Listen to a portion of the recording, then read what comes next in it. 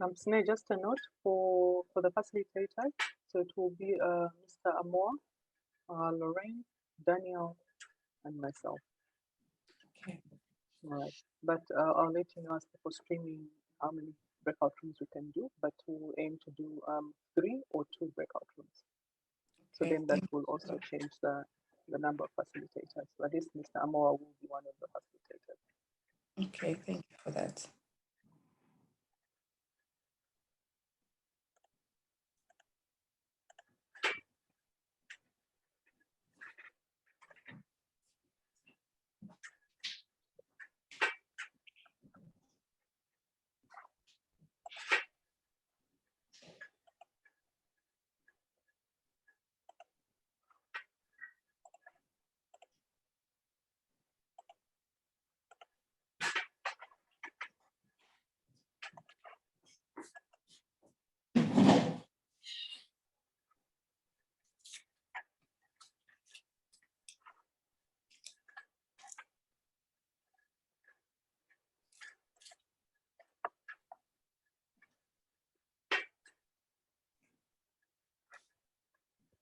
I can see that our participants are streaming in slowly. So let's give it an extra 5 minutes before we can start. Then my colleague Daniel has also arrived. So Daniel will do the opening for Italy, introducing the dialogues and what this is all about, and then we'll hand over to the director. So Daniel, if possible, please share your screen just so that we ensure that everything is working on your side for the presentation.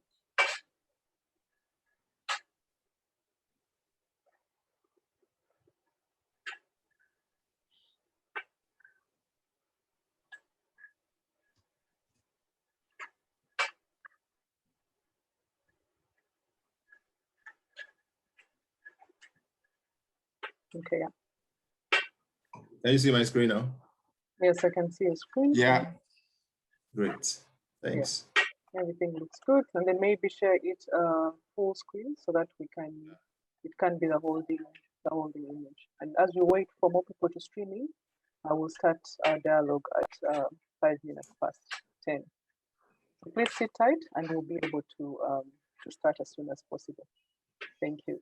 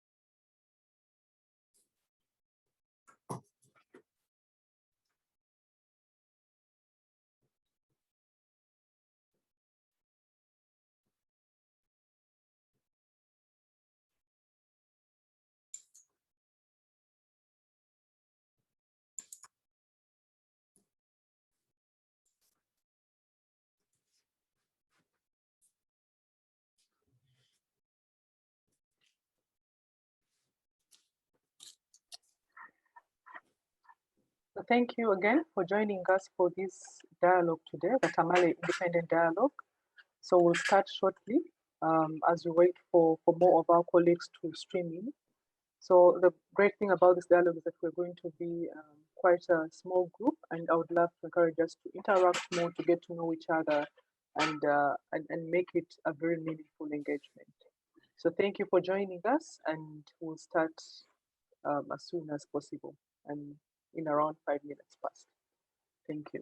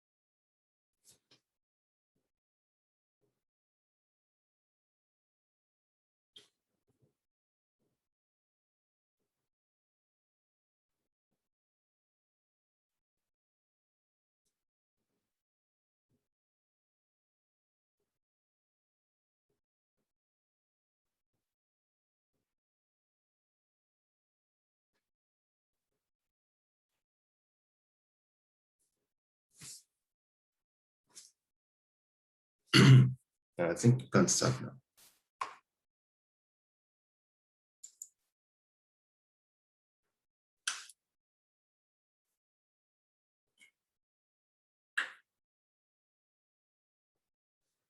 Great. I think we can start now. Good morning, everyone, wherever you are joining us from. And I want to welcome you to the dialogue for today. We're having the Tamale City Independent Dialogue, and on behalf of ICLE Africa and our partners, I want to welcome you. Today's session is titled Building a Climate Resilient City Region Food System Through Innovative Strategies and Action Planning in Tamale. And before we proceed, I would like to remind us, or to just set the protocols of this dialogue straight. This dialogue is being recorded, and so by participating, you are given the consent to be recorded.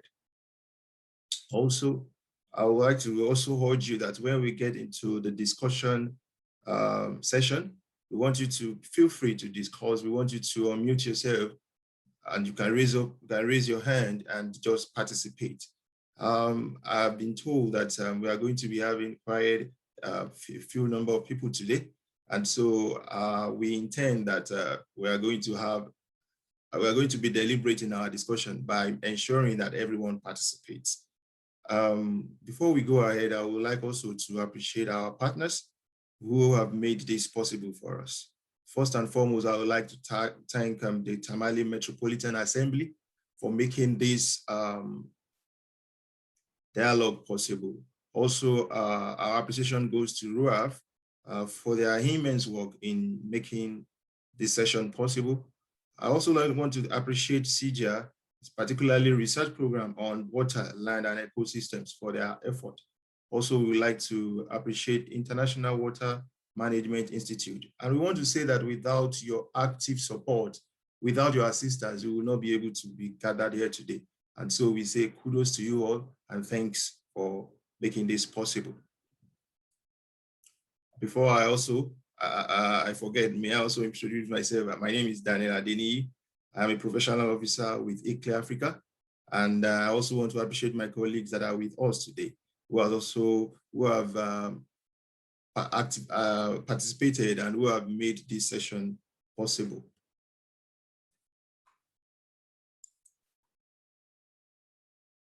Just to go through the agenda before we dive deeper into what we are doing today.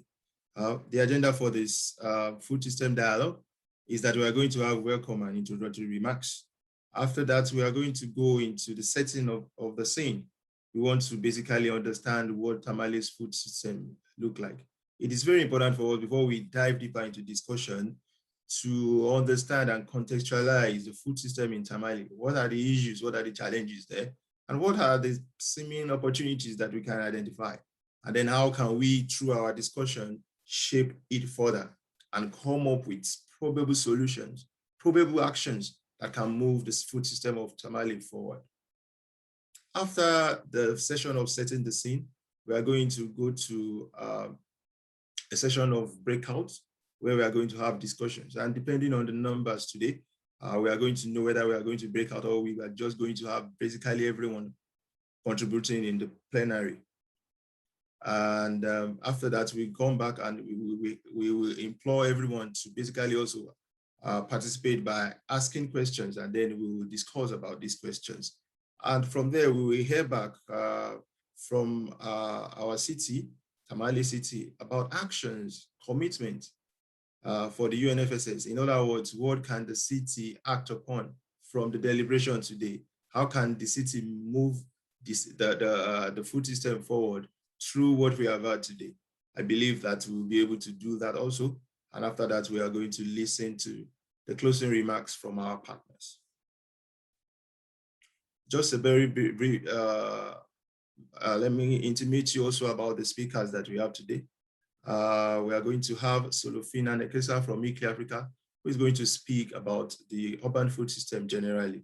Also, we are going to have our official from Tamale in person of Mr. Gilbert Nuri Teg. And I must, at this juncture, I must appreciate the presence and the participation of our director here. He is the coordinating director for Tamale Metropolitan Assembly. We want to appreciate you for being with us today. And without your effort and participation and assistance, it would not have been possible to organize this dialogue. So thank you very much, sir.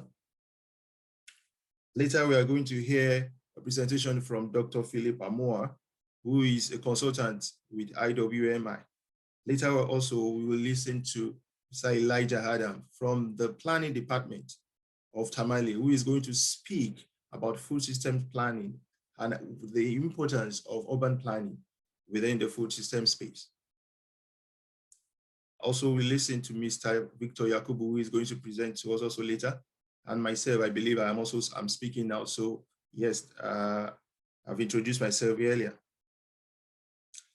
And again, this cannot be, we cannot appreciate our partners enough. And so we want to reiterate our appreciation to them. We want to appreciate the support of the Food and Agricultural Organization of the United Nations, without which we would not have been able to be gathered here for this dialogue. Our appreciation goes to Tamale Metropolitan Assembly, RUAF, IWMI, that is International Water Management Institute, and CGIA, Research Program on Water, Land, and Ecosystems. And finally, Ekley Africa, for making this dialogue a reality. Thanks, our partners.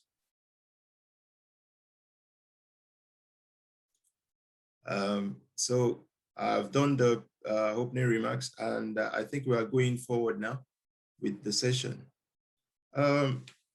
Just a little bit of background about the 2021 African City Food Exchange, because it is important we contextualize this so that we will, to speak to the reason for our gathering here, or why we are having this dialogue today. Essentially, the African City Food Exchange for this year is focused around elevating the voices of African cities towards the United Nations Food System Summit. I'm going to highlight a few things about the UNFSS process later. But before I do that, about Ekley Africa, where the organization I represent, we are a network of local governments, local and regional governments, and we are committed to sustainable urban development. So what we do is that we work with our local government to ensure sustainability, to drive the sustainability agenda in our local government.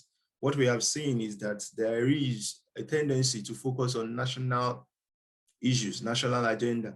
And so when we gather at international fora, we tend to see national representatives there. Meanwhile, the local government and cities are underrepresented. So what we do in our organization is to ensure that the voices of local governments are heard. We do this by partnering with our local governments to bring these issues to the fore in global agendas, in global fora, and even in national fora also.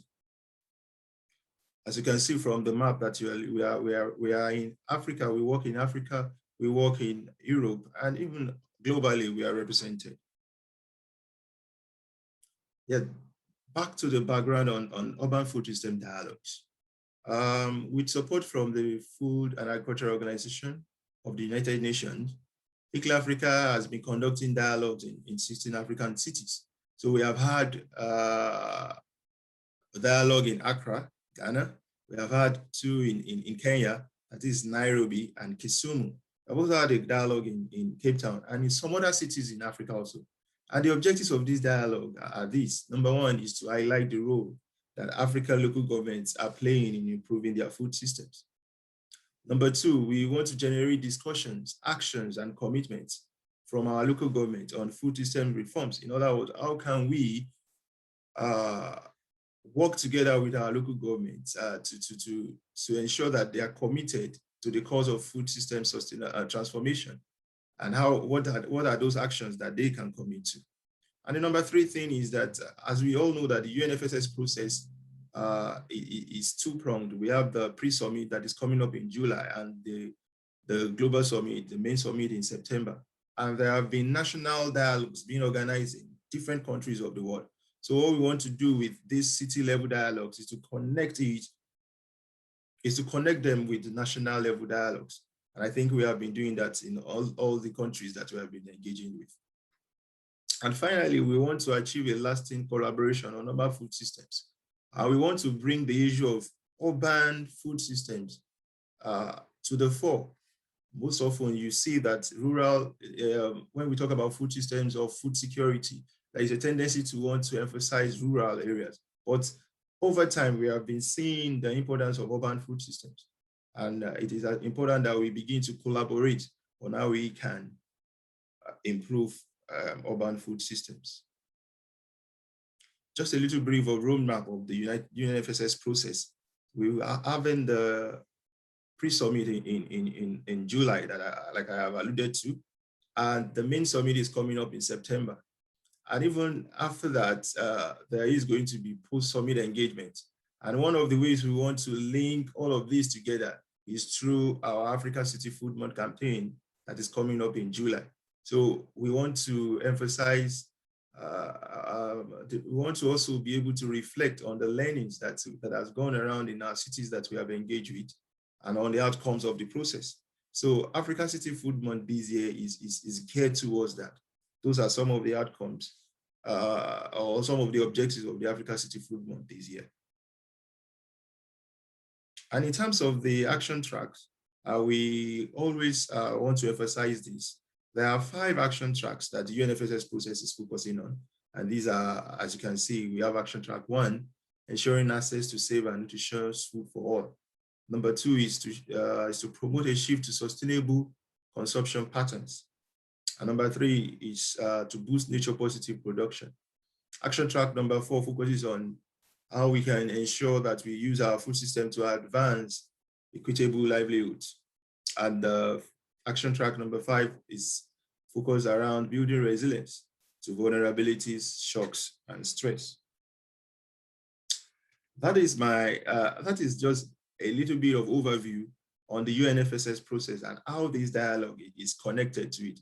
Like I have said, we intend through this dialogue to bring the voices of local actors within the food system space in our cities. We want to bring it to the fore. We want to emphasize it, and so that they also contribute to the global agenda.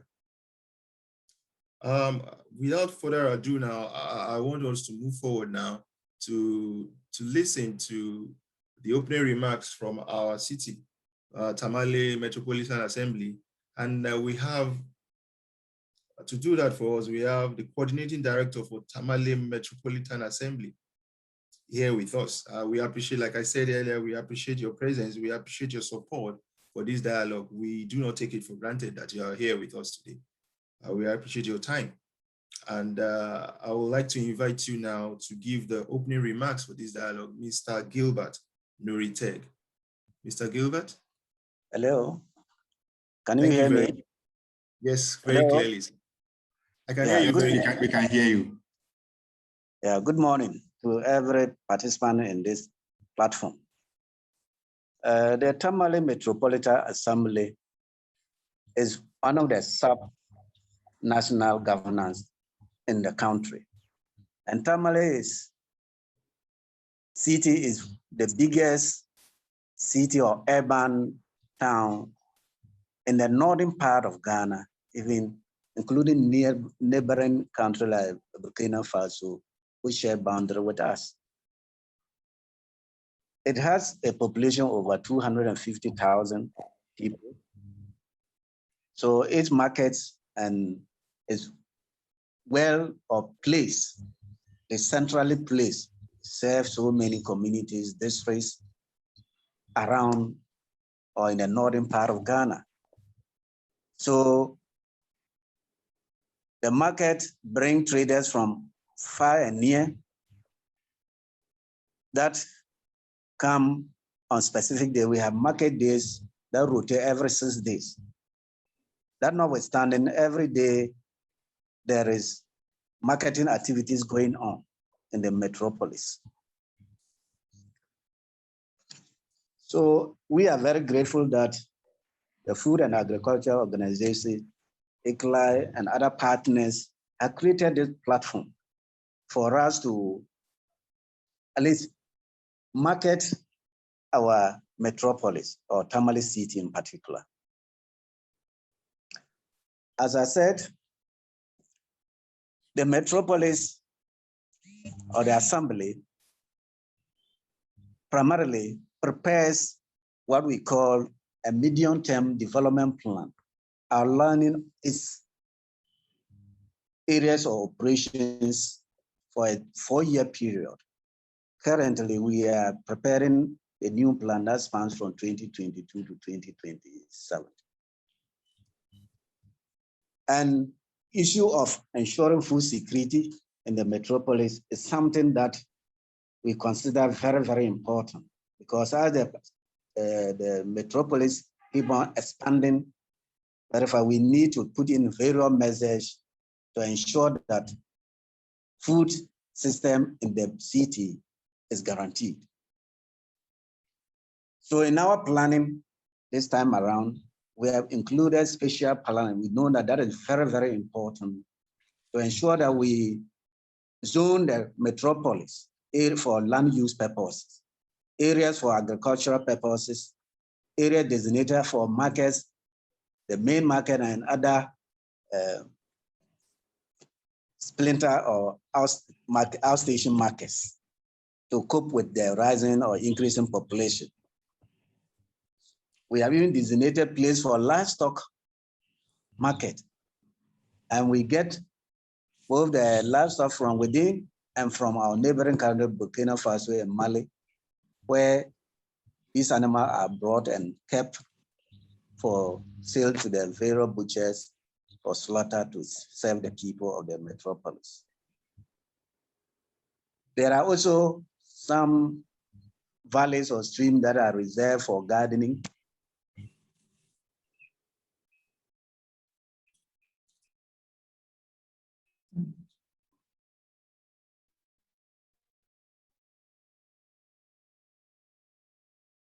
Purposes, and people are making use of it, and saying that the northern part also is running from somewhere June to September. So we need to always harvest enough water in our dams or dugouts to undertake this dry season farming, vegetable production. So with that, the Department of Agriculture, which is the main technical department of the assembly, that ensures that these farming activities are done to ensure food security for the people of the metropolis. I also carry out certain programs which government have directed. We call them the flagship projects of government, which include the planting for food and jobs, where farmers are assisted with inputs, the seed, fertilizer, and extension services to produce, to feed our people.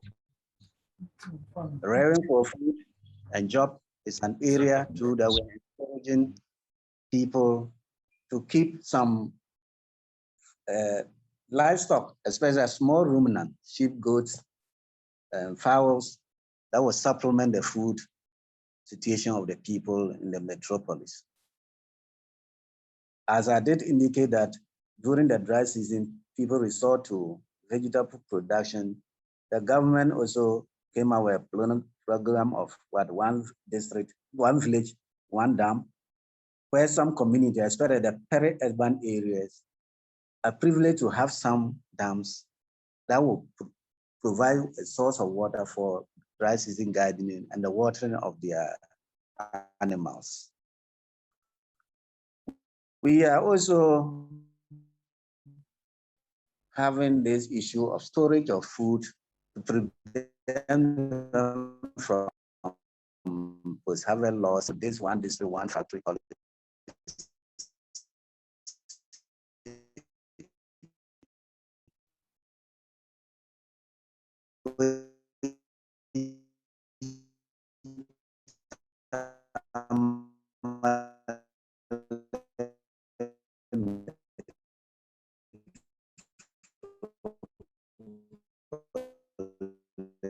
Is a beneficial because Tamale being a central parliament is very, very great. People have individuals.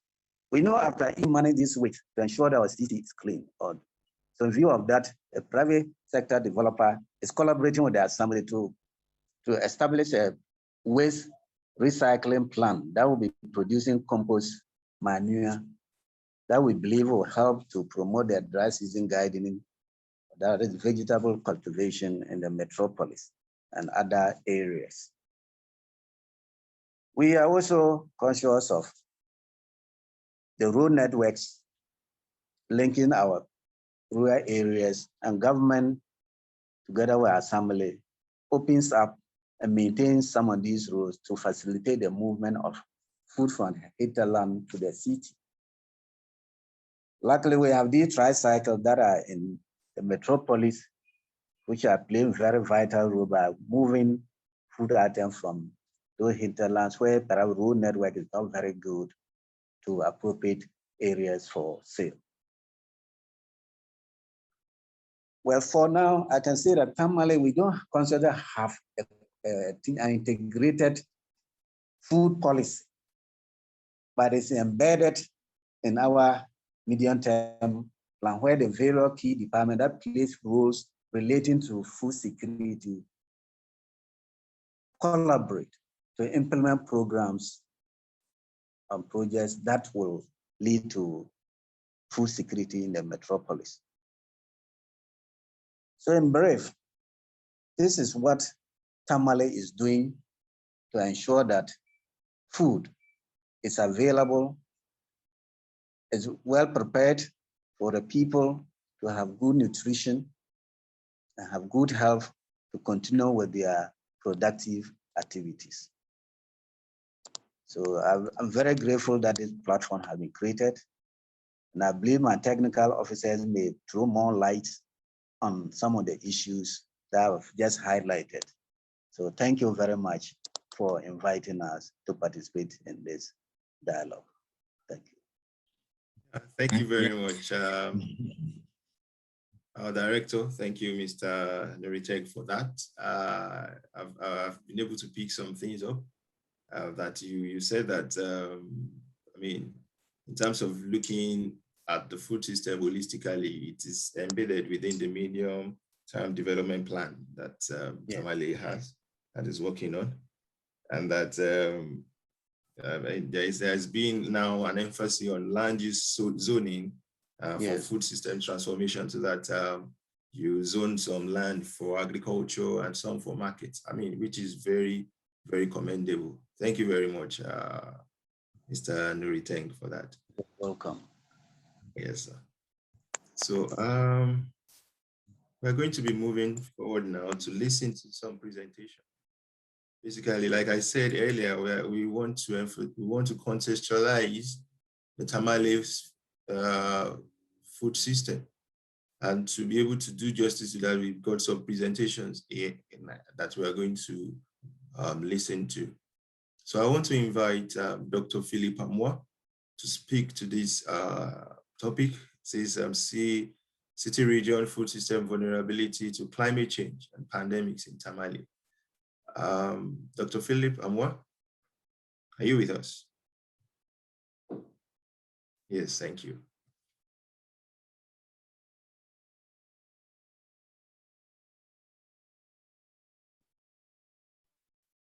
Okay, so can you see my screen now? Yes, can I ask you to please broaden the screen and use the slideshow something, the full screen mode. Okay, now? Great, yes. Perfect. Yes. Okay, I think I don't need any more introduction because that one has been done already. And I'm going to talk to you briefly because we are going to have a lot of discussions after this. So my presentation will be brief.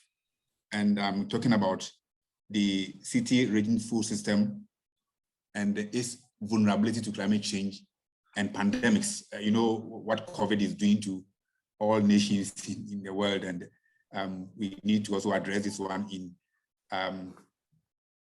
ways that we can address challenges related to climate change and food systems. Now, my presentation is going to be based on this outline. I'll give you a very short presentation background, and then the approach that Imi and Ru has been using to try to gather some information about the city region food system and the impact of climate change in Tamale and how to address this problem. I'll give you some results of what we have gathered. I know there are a lot of research going on, and a lot will be discussed during the discussion session. Then, of course, we will talk about questions and answer sessions. Let me start by saying that the population of the world is increasing in urban areas. This is very, very clear. And it's been said that by the year 2050, about 70% of the populations in countries will be in the urban centers. This 70% of people living in the urban centers are directly going to be at risk because of climate change. You have rising temperatures, you have flooding and storms, you have heat, cold waves. A number of these shocks and risks actually affect many people living in the cities worldwide. And this is expected to increase. This impact of climate change is expected to increase as the population grows in these areas. And what we believe is that food systems and their surrounding regions could actually make a very, very critical contribution to ensure resilience to these climate shocks and impacts.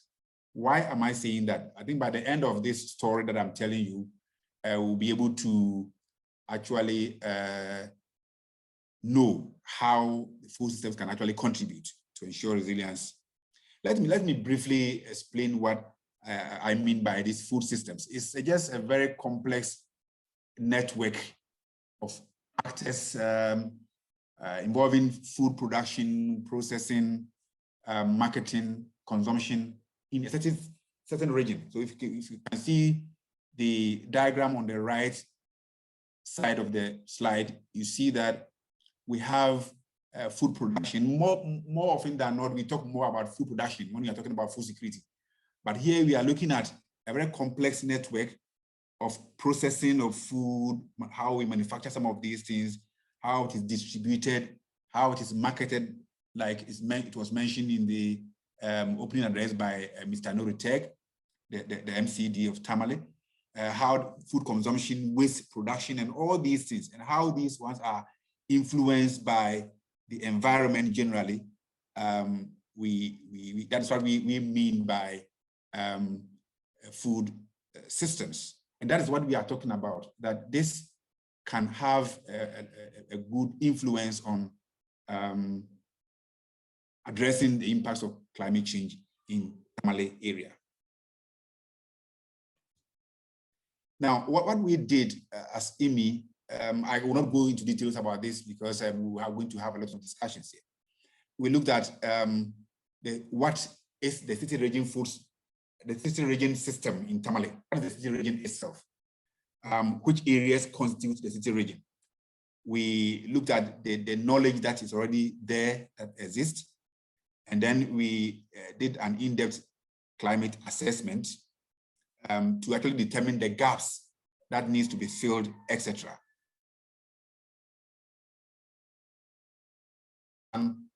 This dialogue is very, very important for us to know exactly how we can address these problems.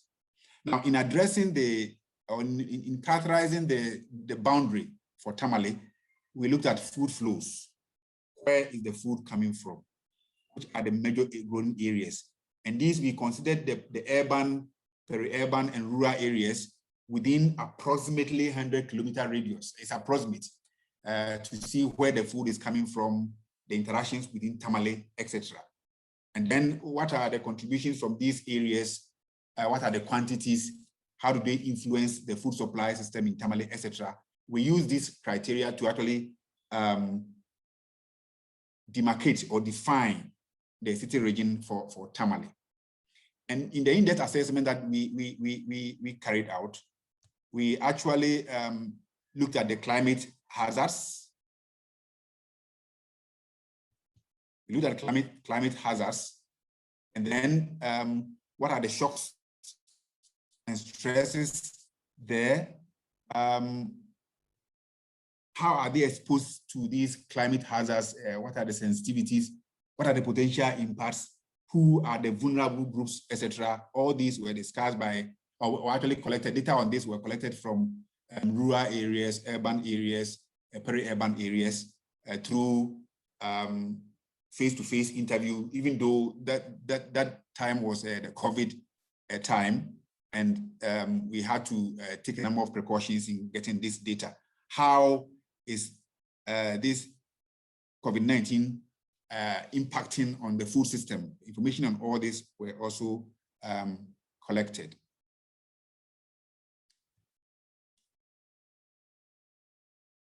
Now, so just briefly give you some results. What do you see on your right top corner is Ghana, and you see Tamale marked at the top there. Now, if you look at the figure on your left, you see the pink area, the light pink area shows the Tamale city region. And this is the region that we are talking about. It's not basically about Tamale itself, but the areas around Tamale, going down to Bupe, Wale Wale, Yendi in the east, and all that. And you see where the food is coming from and how it is impacting on the system in Tamale. If you look at the central part of the figure, you see the more red portion showing the contribution from the urban center. The pink, the deep pink area is the peri-urban area, and then the light pink is the rural area. So you see that a lot of food comes from the rural areas to support about 50% of that, support whatever goes on within the city, you know that. Now, so from the data that we gathered, you can see that the population in Tamale is actually increasing, and that's going to impact on the food system if something is not done. It's going to impact negatively if something is not done on this now. From the figure on your left, you see that the population has been rising from a little below 100,000 to over 300,000 as at 210, the year 2010. Now, if you look at the figure on your right, you see that the black part is just showing the areas around 2010. See, the built areas in 2000 and that's 1999. But in 2013, you can see all the red areas around, red dots showing the increase in population and the built areas. And that is the reality on the ground now. And if something is not done now, it's going to impact negatively on the food system in Tamale. Again, population, the rainfall is actually decreasing, and temperature is increasing in Tamale area. That is a fact. And a lot of information that we gathered actually showed that the temperature has been increasing, the rainfall has been very, very erratic, and the period of rainfall has actually shortened, and all that. The intensity and everything is actually going down with increasing temperatures. Now, the climate hazards that we came across mainly was about drought. This one, a lot of respondents actually showed that drought and erratic rainfall are the main or the key hazards or shocks affecting their farming activities in the Tamale area. And this, for a very long time, within a matter of about 6 to 7 months, you have this intense climate impacts on the activities of farmers, transporters, and all that in Tamale. And that will have to be addressed, otherwise it is going to affect the food security in this area. Now, when we asked farmers to rank which impact or which hazard has the greatest impact on the farmers' activity, we saw that most of them were talking about drought.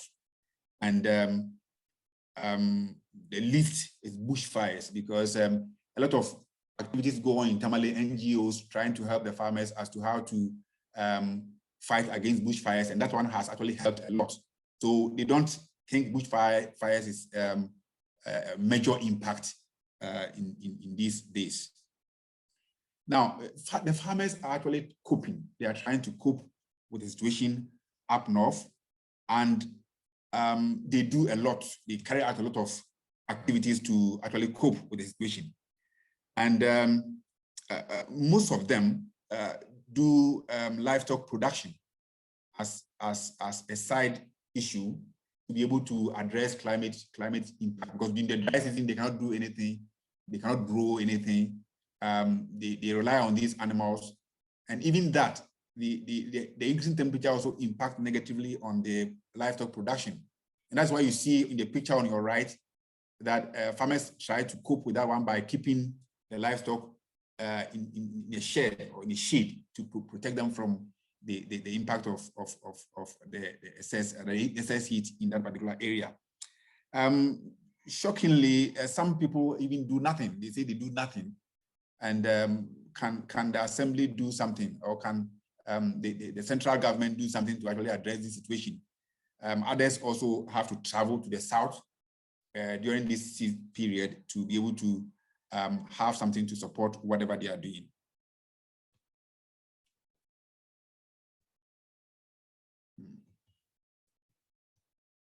Okay, now for COVID-19, it has actually affected or exacerbated the impact of climate change in this area a lot, because people were not able to go out there and do their own thing. Some farmers were even afraid to go to town because they think that what they told us was that this disease is a disease for the city people, and therefore traveling to the cities to sell or to buy became a problem for some of them. Even though the government put in some measures which on the ground had some small impact, according to the information we had, through the education that the government did and all that, it had some impact. But then majority of people actually had a lot of, they didn't actually benefit mainly from what the government provided. During that time, there was limited access to markets. You cannot go there, people are not buying. Labor was very, very costly. You cannot actually invite people to your farms and all that. And because of restrictions on travel, there was lack of access to inputs and all that. And all these together actually contributed to the problems that the farmers were already experiencing from climate change. And therefore, something has to be done. Now, the big question here is that what are the policies and strategies that have to be designed or strengthened? What are the gaps to be identified so that we can enhance the city region food system resilience to climate shocks in this particular area. And that is what this dialogue is all about. What can we all share to actually address some of the challenges? I know a lot of research has been done in this particular area, especially in Tamale and the northern part of Ghana. But then, what are we getting out of these research, the research that has been done, and how are we coming out with strategies and plans to be able to address these impacts of climate change and to improve or enhance the resilience of city region food system to maintain food security? That is a very big question, and I entreat all of us to contribute to this dialogue so that we can have some actionable points to be able to move this addressing this problem forward. Thank you very much.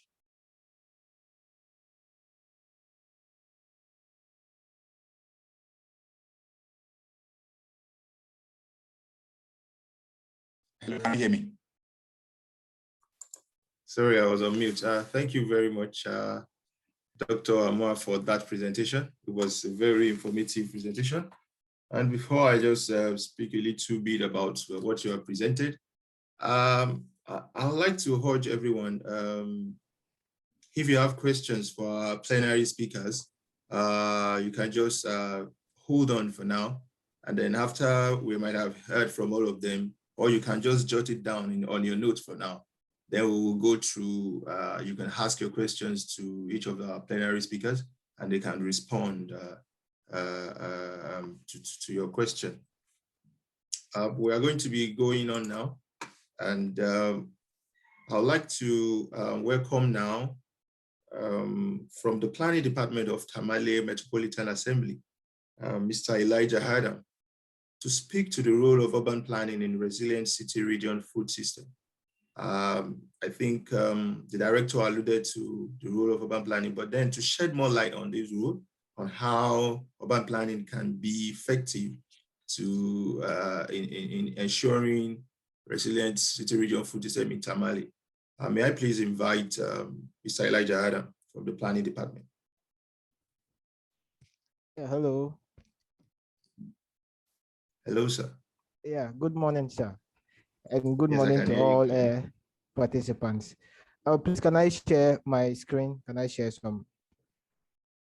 Yes, absolutely, PowerPoint? please. Yeah. All right.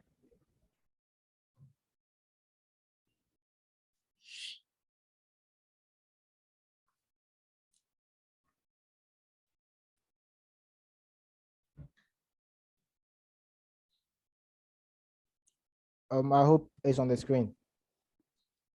Yes, can you do the full screen mode on your computer?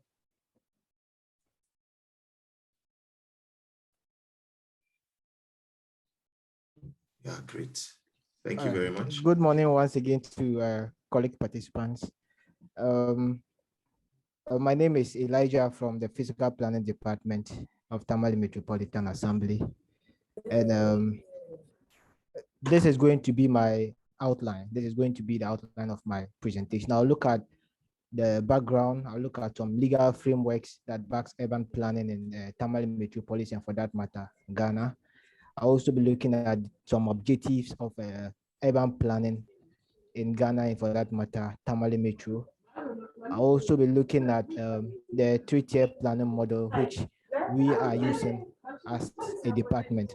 And then we'll also be looking at the status of urban planning in the greater Tamale area, and as well as some benefits of urban planning, challenges of urban planning, and I'll conclude on that basis.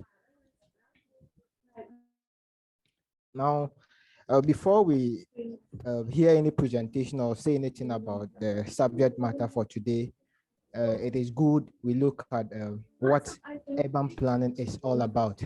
And then I would like to say that urban planning is very important in societies, and urban planning deals with proposals and regulations of usage of land, which centers on physical forms, economic utilities, human impact on the urban environment, and also on the situation of different activities in space. it involves political concerns because we run our systems on political basis. We are under regimes, we work under regimes, and for that matter, politics has concerns or influences some of our plans. And we also look at the technical aspect, the professional technical aspect, and also we look at the public participation. So what it means here is that urban planning deals with participation. We involve the grassroots when coming out with urban plans. And for that matter, the increasing nature of technology brings about different softwares that will enable us to enhance our urban planning. Software such as the QGIS, we have AutoCAD, and then other Topo Fusion and other softwares which enable us to come up with our spatial plans or urban plans. Now, I want us to look at some legal frameworks for urban planning. I think all our mandates are centered on this legal framework.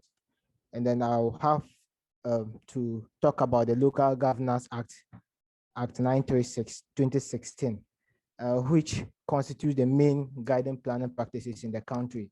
And I also look at the National Building Regulation, LI 1630 of 1996, which gives guidelines on how development should go on in the cities of the country. We also have the National Development Planning Commission, that is the NDPC, which provides the National Development Policy Guideline Systems for the departments in the MMDAs. And we also have the Land Use and Spatial Planning Act, which also gives some regulations and guidance when it comes to preparation of urban plans and, for that matter, spatial plans. Now, looking at the objectives of urban planning, you'd realize that urban plans regulate, monitor, and control urban city growth. And then also it ensures effective and efficient utilization of limited urban space. And also during the preparation of urban plans, we realize that we take into consideration the ecological sensitive zones, which are protected with this our urban plans. Now I want us to look at these levels of planning. We have the 3-tier land use planning model, and I want there are about 3 stages. We have the national level, the district level, and then we have the local level. And at the national level, we have something we call the Spatial Development Framework, that is the SDF. The SDF at the national level looks at how the country is going to move towards. It pictures or it takes into consideration the potentials of the parts of the country, and then it proposes activities that are supposed to go towards said directions. And then when we come to the district levels, we prepare structure plans. And these structure plans are teased out of the spatial development frameworks at the national level and even at the district levels. And then we look at detailed structures, or we put in place detailed plans within which the districts or the metropolis should develop. And then we have the local level, where we will also bring down the structure plan to its minimal understanding. We'll prepare local plans within which people should develop. So we have proposals such as commercial activities, we have educational, industrial, and other activities which are compatible with each other. We place these land uses together when they are compatible. And then the local plans now boils down to something we call building permits. Now, before anything is done on ground, you would have to develop according to the local plan that has been prepared by the assembly. And then we will have to ensure as a department that whatever you are going to do is in conformity with the plan we have proposed on ground, so that there wouldn't be haphazard development in the metropolis. This is an example of a spatial development framework, that is the SDF for Northern Region. This was prepared for Northern Region. And so you would see that the map is characterized by different colors. You see the deep green areas where my cursor is. The deep green areas are forest reserves. These are sensitive areas that we reserve for the metropolis. because there is no way we will clear all these ecological sensitive areas to put up residential activities. And so it is good we identify such areas and reserve them for future use. And then you also look at the road network. We propose road networks just to make sure that foods that are produced in parts of the region has a way it will pass to where they are supposed to be. So you realize that we have proposed roads. Looking at my Keza, you realize that we have proposed roads from Bogatanga to Kumasi, which is a bypass, which doesn't pass through Tamale. It passes by Tamale. So if there is something that is produced at, for instance, Boga, and probably it is needed in Kumasi, there is no need it passes through Tamale because of its perishable nature. Things like tomato and then onion. If it is produced at Boga, it passes through the bypass and then it goes through to where it's supposed to be. So these proposals are made so that our food system will be enhanced. Now, I'll narrow it down to the greater Tamale. That is Tamale Metropolis together with Sanargo municipality. You'd realize that this is a structure plan that was designed for the greater Tamale, and the various land uses are proposed there with the transport systems in place so that productions that are made at the agricultural sensitive areas can be transported with ease. This is also an example of a local plan, just as I indicated in the 3-tier planning model. This is a local plan, or some call it layout, for Sakbagu residential area, which is in the Sandargo municipality, but falls in the greater Tamale area. You'd realize that this reserve, where my Keza is, we have reserved certain areas for urban agric, just because we have realized that those areas are suitable for agricultural purposes. And so such areas should not be used for purposes such as residential and industrial. We are supposed to reserve such areas so that people who live in the urban centers can also use these reserves to come out with small consumable produce, such as tomato and then other vegetables. Another scheme is shown on my screen, Nyerji Local Plan Extension, which is also in the Sandago district, but still in the Tamale, greater Tamale area. We have reserved this particular area for urban agric, so that people who are in the urban areas and are solely dependent on agricultural activities can fall on. Now, let's look at some benefits urban planning brings in the greater Tamale metropolis. Here I've outlined that it organizes and plans development cities, or the development of cities, and then it aids economic growth and economic development. Just like I indicated, there are people who live in urban areas but do not have something they depend on. They will have to travel far to cultivate their crops, and in the end, they have no say they don't have the resources to bring those produce back to where they are. And so we reserve such areas so that it will enhance such people to also have something doing. And then we also look at the fact that urban planning makes cities resilient, and also it better the infrastructure and sustainable form of development. And then we also say a good and efficient public transport system, just like I showed in the structure plan of the greater Tamale area. We have proposed areas that transport systems should pass so that it will aid movement of these food products that are produced within the urban areas. And then we also indicated that it ensures an efficient and reliable waste management systems.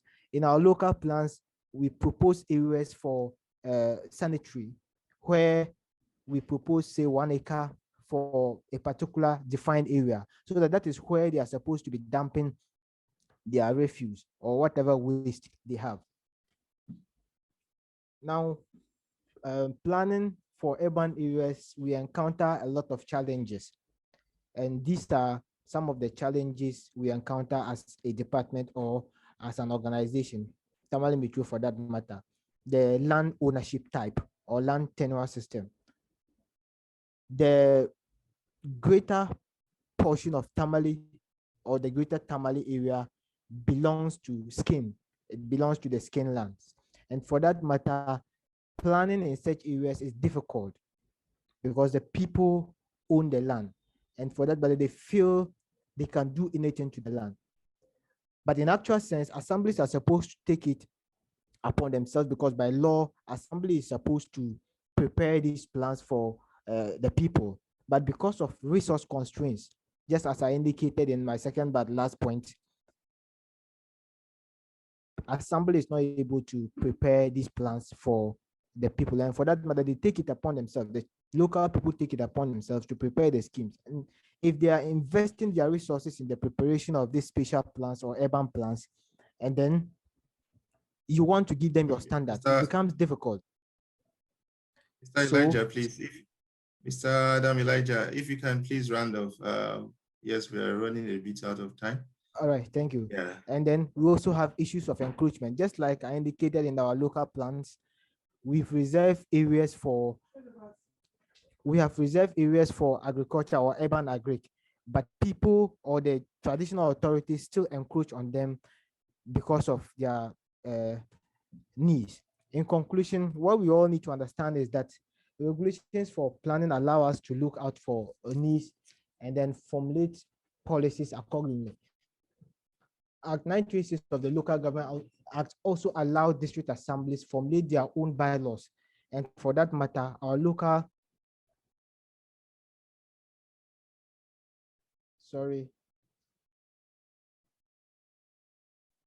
and for that matter, our local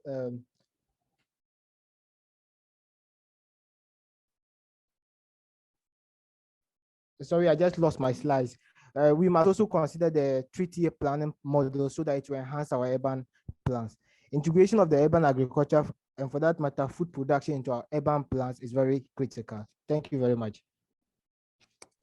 Thank you very much, Mr. Adam Elijah, for that presentation about the importance of urban planning. I'm going to ask you a question now, but before I do that, I think I want to ask Dr. Philip Amwa a question. And I will give the floor for 1 or 2 people also in the audience to also ask our presenter so far a question. Dr. Amwa, you referred to coping strategies for drought in Tamale. And you mentioned the fact that people have been diversifying their livelihoods by engaging in some other activities like construction, labor, work, and making rope mats. Can you please also shed a little bit of light on that, Dr. Amwa?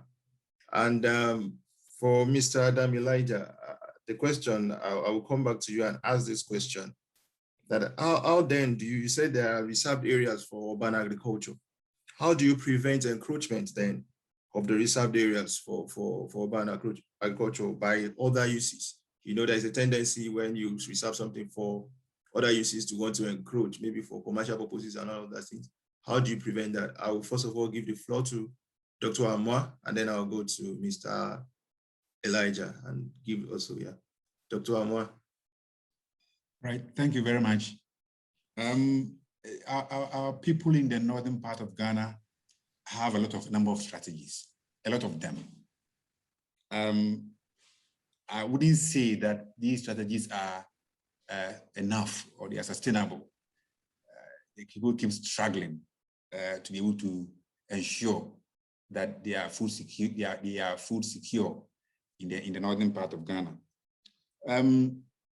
So because of the impact of climate change, a very long dry period in that particular area, it means for a very long time, they stay at home doing nothing because they don't have water for farming.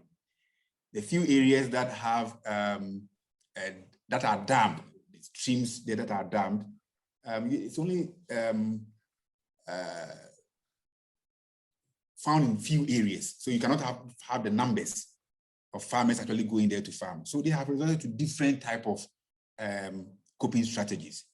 And what they do, as I said, some of the men, especially, who have to go into construction when they don't have the luxury of having the rains to be able to farm and all that.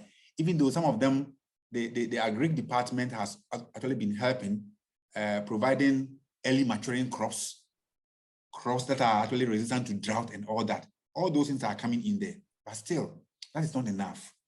And therefore, they will have to go into some of these things. And most of them, especially the young ones who are supposed to do the farming out there, they travel to the southern part of Ghana. I have somebody here who just traveled to the north. He's in Kumasi, a young gentleman. During the dry season, very long, prolonged dry season, he cannot find anything to do in the northern part of Ghana. So he comes here and he comes to my house every day to weed. I mean, every month to just do some cleaning, weed around and all that, so that I can get some money to support the family up north. So the strategies are very, very diverse. But then that is what we have to discuss and see how we can improve the way they cope, the strategies that they use. Can the assembly help them, or can the central government help them in a way? And how can they also help themselves, even though they are trying to do something?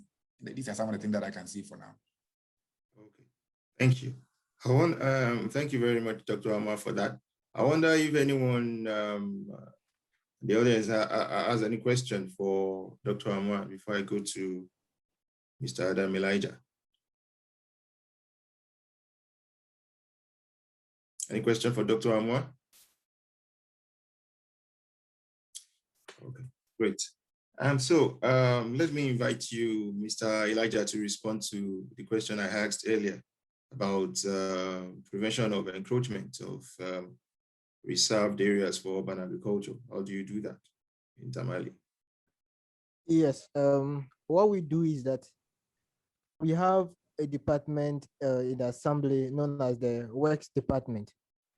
And so because we have the schemes and we map them out, the Works Department has copies or sometimes come for copies.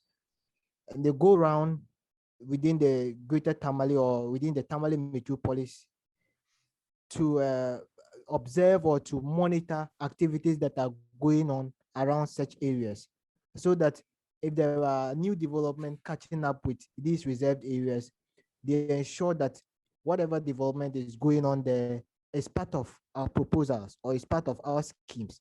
But if not, we stop them, or the Works Department stop them. Now, there are other places, just like my coordinating director, Mr. Gilbert, indicated earlier. We also reserve other areas for livestock. There is one livestock market around Gunaile, one of the communities in the Tamale metropolis, just like he indicated.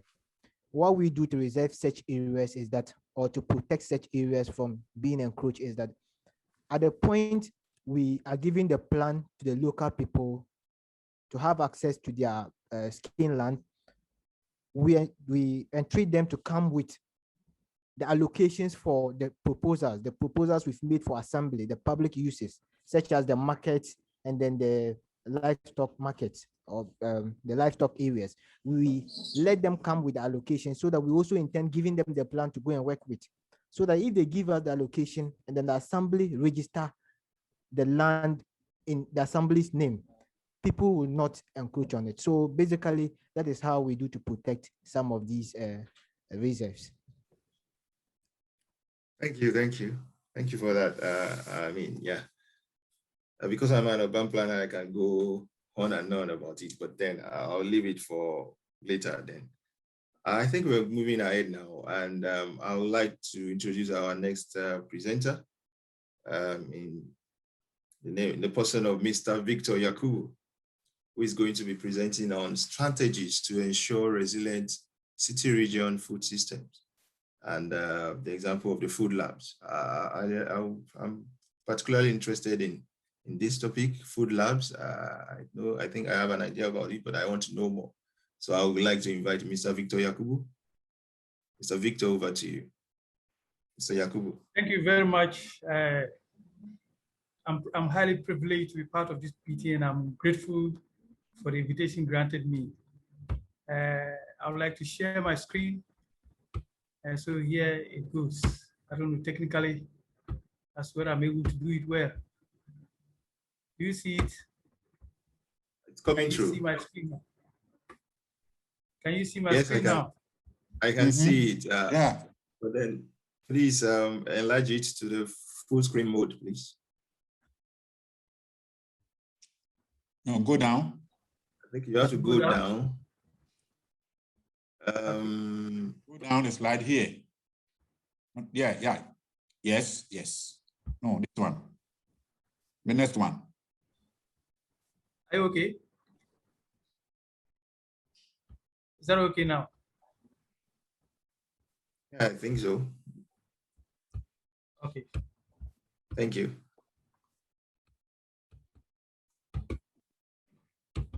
Sorry. Okay. Sorry. Okay. First of all, please, may I remind you before you start that you have 10 minutes for your presentation. So please stick to the 10 minutes. Okay. Thank you. Thank you once more for giving me the opportunity to be part of this program. And the name of our organization is Center for Initiatives on Food Security and Environment. For short, it is called CIFSI. It's really a non-governmental organization established in 2019, and we are duly registered and operating within the Savannah Agroecological Zone of Ghana. Basically, this is our contact, our website, our email address.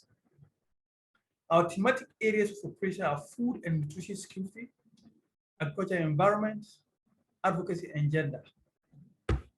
And by this method, we have a number of partners that we work with under the projects that we run. Sorry, I've mixed up my slide. Okay.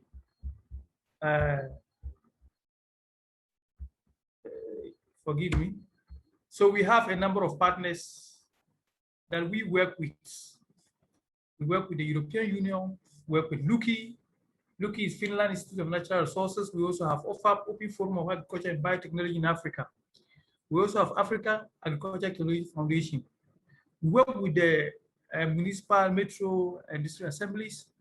We also work with EPA, MOFA, the Ghana Health Service, Ghana Education Service, Ghana School Feeding Program, and our dear communities. Against this background, we have the project that is called Healthy Food Africa Project, which we are currently running with other European partners in Africa. And it's being funded by the Horizon 2020 grant numbers 862740 by the European Union, with LUCI being the coordinator of the program. The goal of this very project is awareness raising for improved child nutrition and innovative food products. That is what we are looking as an organization in Northern Ghana. The key project components of this Tamale Food System Lab include establishment of school vegetable gardens with both indigenous and exotic vegetables in cultivation. We are also establishing women village savings and loans associations. We are also supporting our women to produce soya and process them into various nutritional recipes. We also have nutrition awareness campaigns that we are embarking on, and then we have mango production as well. Coming back to the main topic at our disposal, strategies to building a resilient food system. We feel that once women are empowered, they are capable of contributing significantly, particularly in the agriculture sector, in dealing with some of the climate challenges that we have faced in food production. And so to this end, we believe that the village savings and loans that we are establishing have the capability of helping the women to be economically independent. Secondly, notwithstanding that we feel it is important that we give them capacity building in the soya value chain. Once they have the skill in crop husbandry, processing processes into various nutritious diseases, they are off the go. We also believe that the use of inoculant in soya cultivation is key because this increases productivity in the soya. As such, they are able to cope with some of the strategies in relation to climate change. We also see that the vegetables from the school gardens are used to feed the school children in the school feeding program. to improve nutrition. Then the mangoes that are also cultivated or produced within the school compounds and within the community are going to be used as a form of desserts, all in supporting nutrition. Now, the women, like we said, will be supported in capacity building to be able to process the soil that they will cultivate into various nutritious recipes. In fact, these are going to be more of indigenous ones that we know, and those that we don't know, probably from other ecological zones that of the world that we will be drafting into to help them be able to use this to feed the family, where the children are there to be part of it so that nutrition can be improved. We also believe that the community nutrition awareness education sessions are important for us, because what is happening is that many people eat whatever they get without knowing the nutritious content. And that is very important, because if you allow people to know the nutritious content of taking a particular food ingredient, they will desire it more and see ways of getting it. For instance, a few people have just been introduced to moringa. Now, people are beginning to yearn for moringa. And I bet you in most of the communities that we are operating in within the Tamale Metro, you go to a community, I tell you, you can find moringa in at least every household planted. And when you ask why, they say it has a nutritious value. The other point in case is that we believe that using the youth, who are the future leaders, to embark on any activity is good. And so we are using the youth as ambassadors to champion nutrition awareness education in community fora. When I say community fora, we have designed it such that each time there's a meeting at the chief palace, maybe an organization has come to say something and they are meeting the community, the youth ambassador would take the opportunity, the platform, to air out and to educate the people on the need to eat nutritious food. Basically, with regards to the innovations that we think we are going to do, that's just a graphical presentation, the few that you can see slides there. We have a soybean milk. The women will be able to do soybean milk, and I think it's nutritious for the family. We also have the kebab, and we have what we call the kose in our local parlance in the bowl there. Then we have Tom Brown, like a porridge of a sort made from soya for the whole. Thank you. And these are some of the pictures that you can see, our youth ambassadors. We have our VSLA, women VSLA. You can also see the mangoes that we are embarking on and our school gardens in short. I am done. Thank you for giving me the opportunity. Hello. Thank you very much, Mr. Victor Yakubu, for contextualizing that and giving us some bits of information on some strategies that we can use to build a resilient food system. And it is the essence of the next phase that we are going to now in this dialogue, which is a discussion phase. We want to basically discuss about strategies, actions that can galvanize our food system, that we can use to improve our food system. And in terms of question, I don't know if anyone has a question in the house. Let me quickly look through the chat box if I can find anyone. For Mr. Adam Elijah, maybe a question that I can glean from the chat box is the question that relates to the planning process and inclusion or participation in the planning process. How do you maybe carry all the people along, or how do they participate in the planning process such that it tends to be inclusive planning and not exclusionary, as it were?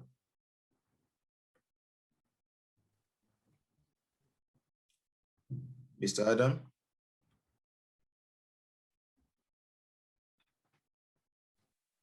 Mr. Adam, are you with us? Anyway, I think the question can be responded to later, maybe after coming back from our breakout session. So without further ado, I believe we have listened to, we've heard a lot of information about Tamales food system, about the importance of urban planning in the food system, about the challenges relating to the food system, the resilience of the food system in terms of drought, erratic rainfall, and coping strategies that farmers and other food system actors have been using to improve their livelihoods. Now it is time for us to get into the session of discussion. And I would like to invite my colleague, Solofina Nekesa, who is going to tell us how we are going to do this and be in charge of the process. Over to you, Solofina.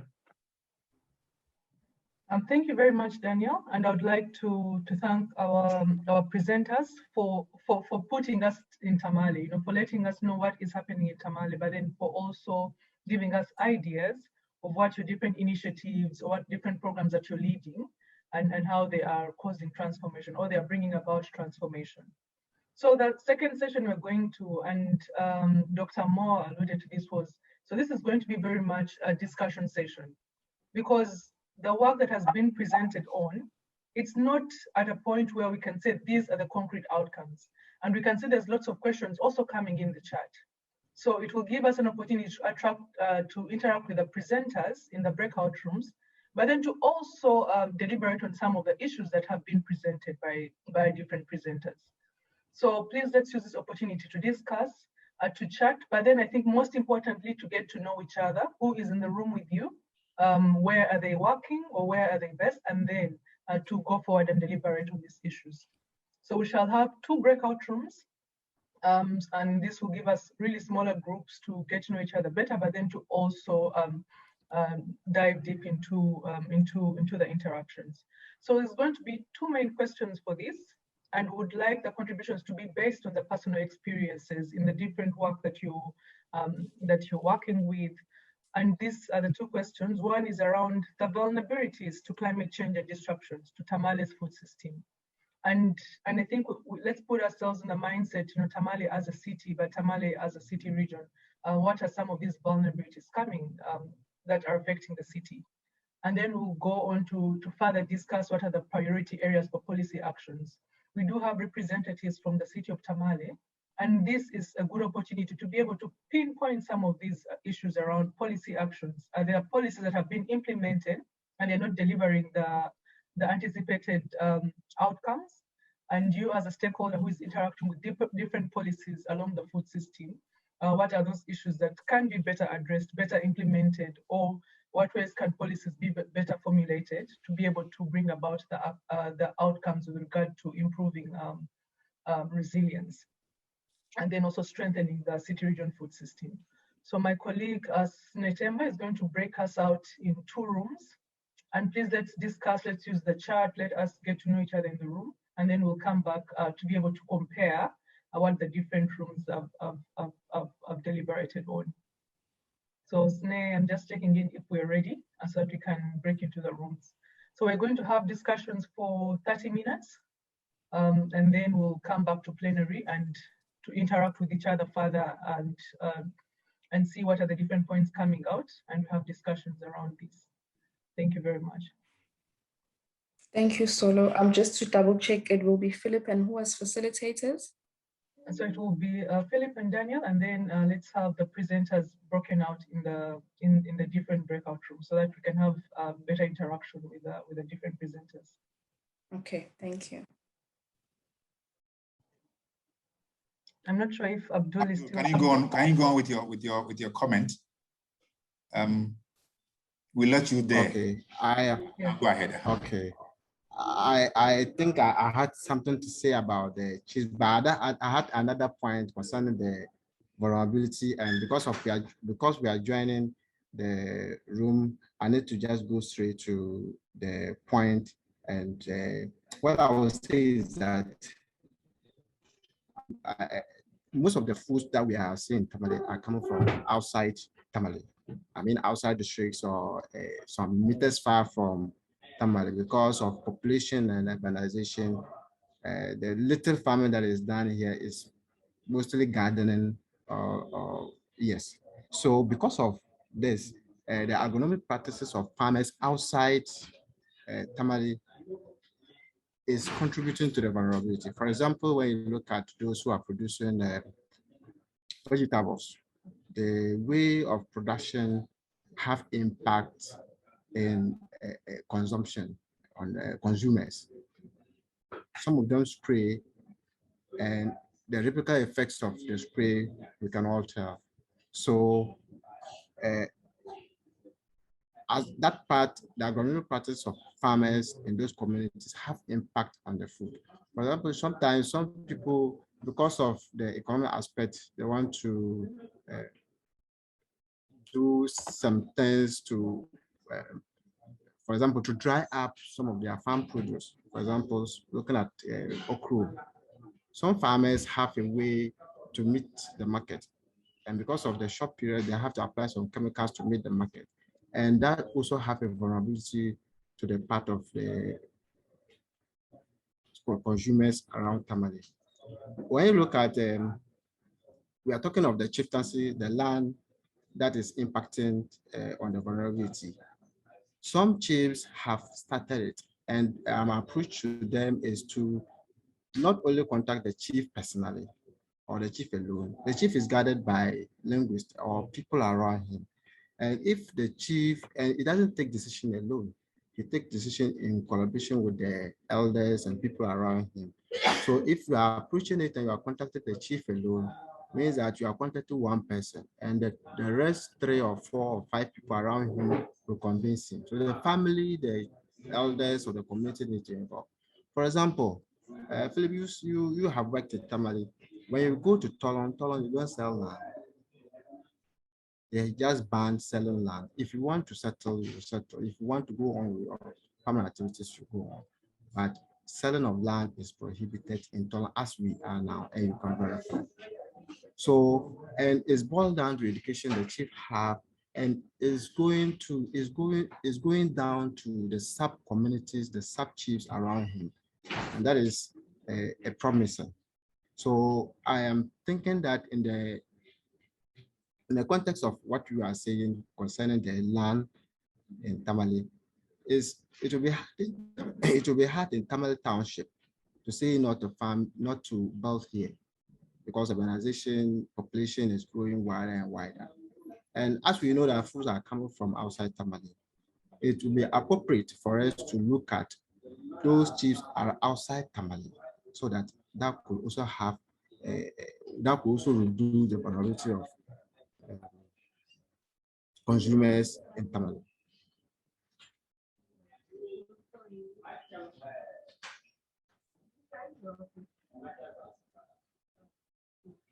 Hello. Hello. No, I thank you very much for your contribution, Abdul. And I would like to welcome everyone back to plenary. I hope the discussions were quite quite interesting. I think like our group, that's why we had to extend it right here to plenary. So we're having contributions and interactions between our different participants, and we thought we'll continue it here. And I thought it was, and I hope it was the same with you. So now we're going to hear from what questions that came out from the different groups. So we had 2 breakout rooms deliberating on the same question. So we want to hear what are some of these differences, what are some of these issues that that are aligning, that were discussed in. So I would like to start with Dr. Moore for the first group, and then we'll hand over to David for the second group. I mean to Daniel. So over to you, Dr. Moore. All right. You are all welcome back to this session.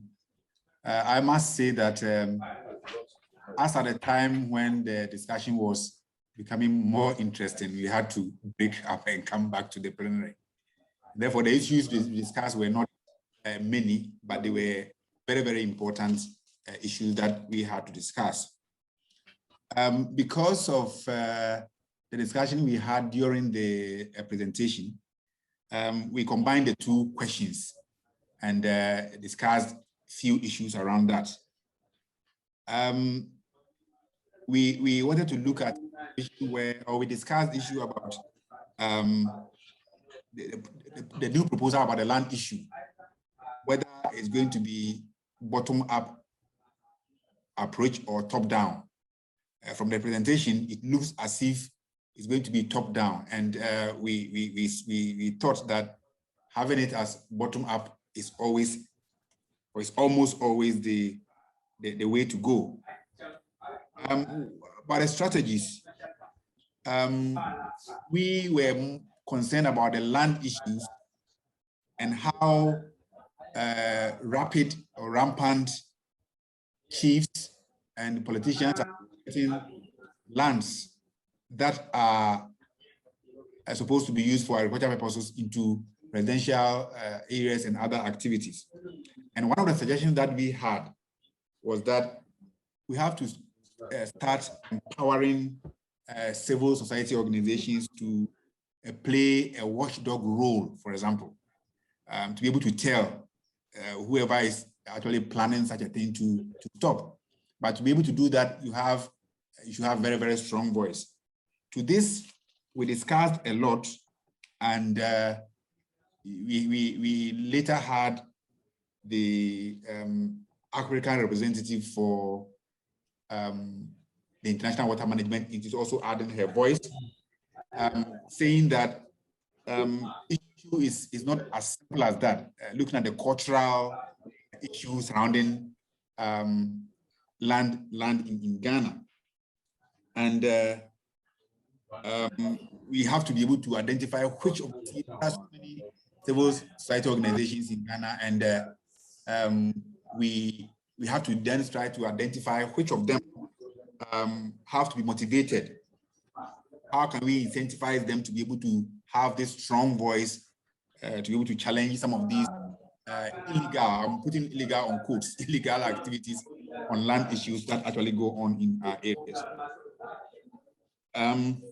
Again, we also concluded that even if the chiefs and the political heads are not following what has been put on the ground, I mean, discussions that have taken place elsewhere and all that, they agree, normally they agree that they want to be part of it, and they go out there and do something different or something on the contrary. We thought that there should be a very strong communication to especially the enlightened chiefs. There are some chiefs who are actually enlightened and they appreciate very much some of these issues that we are talking about. And if you're able to communicate very well to these enlightened chiefs, because of the power they have, they'll be able to influence the system in such a way that some of these issues concerning land are addressed in the right way. Again, we also concluded, also said that we should not look at the Tamale in isolation. There are regions and cities around Tamale, including other countries, Burkina Faso to the north, La Côte d'Ivoire to the west, Togo, and all that. The traditional practices, cultural practices are very similar. Conflicts, etc., and all that are also playing a role in the full system. And therefore, we should always try to look at issues in a way that affects all the surrounding countries, so that we're able to address this once and for all. That was another thing that we agreed on. Again, we mentioned the agronomic practices that also contribute to the vulnerability of the city region food system in Tamale area. And one of the participants in our group was talking about how farmers are very eager to sell their wares and or their produce, and therefore they use different type of chemicals that are not recommended, and therefore that also plays a role in increasing the vulnerability of these consumers to this type of food in there. Again, we talked about the role of the transportation system. It's very key. Normally, when you have very heavy rains, because our roads are not good, when you have very heavy rains, you have some of these roads blocked. And therefore, food supply to the city is blocked. And therefore, farmers or traders will have to use alternative routes and incur extra costs. But you can be sure that these extra costs are going to be passed on, or they are always passed on to the consumers, and therefore increasing food prices, etc., in this particular area. So if in planning, if we are able to improve access to these food areas, so that we can get the food readily available in the cities, that would be a way to go to address the challenges of climate change and vulnerability to the impacts of this climate change. This is in effect the summary of what we discussed. Thank you. Thank you very much, Dr. Moore. And I would like to open the space up for any points of clarification, or if you have additional points from a group, please feel free to bring them up at this point. But you really summarize our discussions in such a brief but very capacity way that brings together all the points that you've discussed. And it would be great to see how the other group, what are some of the key points coming out from the other group to do some sort of comparison and see what's some of the key issues coming up. Yes, Amos, over to you, and welcome to the Tamale Dialogue. So we are with Amos for the Accra Dialogue, and I'm happy that you're able to join us for Tamale. Thank you. Thank you. I joined the group a bit late, and towards the end of that session, I think an important contribution was made regarding policies on land use. So issues of access to land is one thing, and then availability of land is another. And once that land is available, what should that land be put to use? And so a contribution was made to have agricultural land clearly demarcated as agricultural land and ought to be used for agricultural purposes. And then lands for development and related also clearly earmarked or demarcated. And so we got there and we were forced back to the plenary. What I wanted to add before we were forced back to the plenary is the fact that given that we are interested in addressing issues of food security, improving our food systems, transforming our food systems, even in the urban areas, I think in addition to that land policy of land demarcation, we should also look at technology and innovate in such a way that those policies can also include mandatory clauses to ensure that when you are developing, even in the lands earmarked for development, you make provisions for technology to be invoked to address food systems issues. And let me give an example. In Vancouver and other places, such innovations were introduced into their land policy use. So although lands within cities are not agricultural lands, such provisions make it possible for those who are developing to make sure that people do not have to travel 7 miles or 10 miles to go and access food somewhere. There should be a place within that community for food to be accessed. There are provisions for, we talked about urban agriculture the other day. And so all those innovations should be use of vertical, farming technology to ensure that we are also able to do backyard gardening, rooftop gardening, and tabletop gardening, as we discussed the other day, even in cities. So land use policy good, but also technologies to ensure that land that is not earmarked for agri can be used for agri. Over. No, thank you very much for that addition. And I think what would also be interesting is that the issue that was touched upon of allocating agricultural land, and also during the presentation of Mr. Elijah, he noted that there's already land that has been allocated for food growing within the city. But I think what would be great to know is this being adhered with in the city, that the land that has been allocated is being used actually for agriculture? And then what happens to those that, for example, do not live close to the land that has been dedicated for agriculture? And I think that is where Amos, your contribution does really come in strong, is that how can we intensify the growth of food even in the smallest of spaces in cities? Even if a place has not been allocated for agriculture, then how can we ensure that people that have access to even small allotments or to rooftops, how can they be able to grow their own food? Yes, over to you, Mr. Elijah. Yes, I think there are places that are earmarked for agriculture, but the acquisition is a problem, because in this part of the country, lands do not belong to the state. I think a greater portion of the land, the total land area, belongs to skin. I mean, chiefs and traditional authorities. And so if in our planning we earmark such areas for agriculture, it is a responsibility of the assembly, and for that matter, the government, to properly acquire such areas from the traditional authorities. You just go to give them something, and then they give you allocation to such areas, so that if you have a total, control over the land, you can protect it. But if you don't acquire it fully, it has been earmarked for agriculture, all right, but you have not acquired it. How do you protect it? So that is the issue. Thank you very much.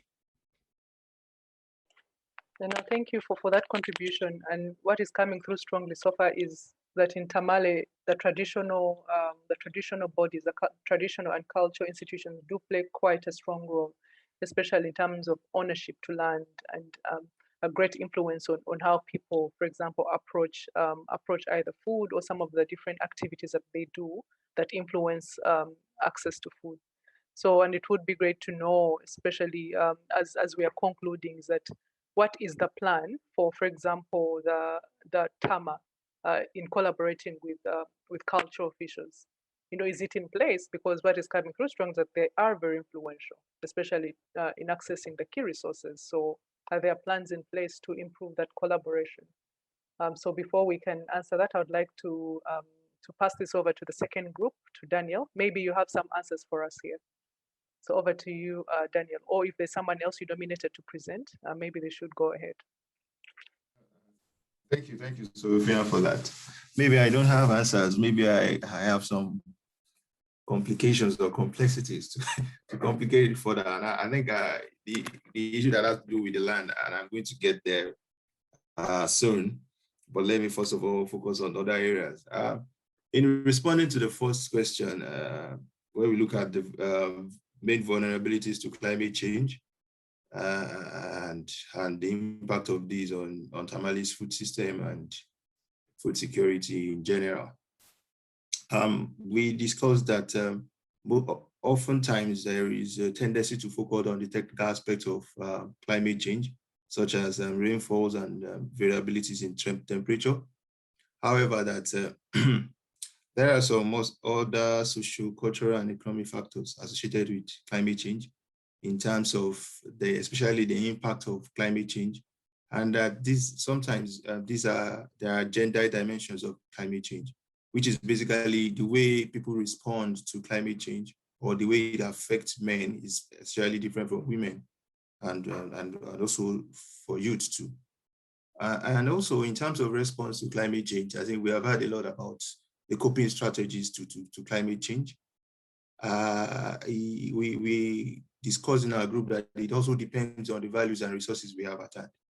So if we say that, okay, maybe you want to migrate in periods of drought to some other places so that you can be able to access some other opportunities, it is because you even have the resources to migrate initially. If you don't have that, then you will stay put where you are. So response to climate change depends on the values we have. Some people would rather want to stay where they are and not even move because of their value system. And some people will probably want to move because of the resources, and while some may not be able to move. And so we say when we are talking about the impact of climate change, the response to climate change, we must incorporate social and institutional issues in our discourse, in our response to climate change. There's also the reference to vulnerability of farmers, that even the subsidies that are being provided do not reach the most vulnerable farmers. And only the resource-rich farmers are able to cope with the implications of climate change, while vulnerable farmers suffer. We also talked about the fact that there is a lot of food that is being sourced from outside Tamale, while even Tamale farmers that can even produce these, they are not being patronized. And that this is also in terms of resilience to climate change and to food system resilience, it affects the farmers negatively. I think the presentation that we had earlier mentioned burning practices, and there is also the reference to it that it creates greenhouse gas emission, and it is very rampant in northern Ghana. Also, we talked about, in terms of the vulnerability, we talked about underground water being used for irrigation farming, that a lot of farmers also now in the practice, they are in the practice of of digging wells and all of those things to source water for their irrigation farming. But that it is fine now, but that eventually it's going to generate a lot of negative impact if this continues to increase as more and more farmers begin to be able to afford it. So if farmers are able to afford underground water, as more and more farmers are able to afford it, definitely it's going to have negative impact, even if they are benefiting from it. And we also mentioned that the most hardest categories of people when we talk about climate change are smallholder women farmers who suffer from lack of productive resources. They don't have access to land, they don't have access to finances.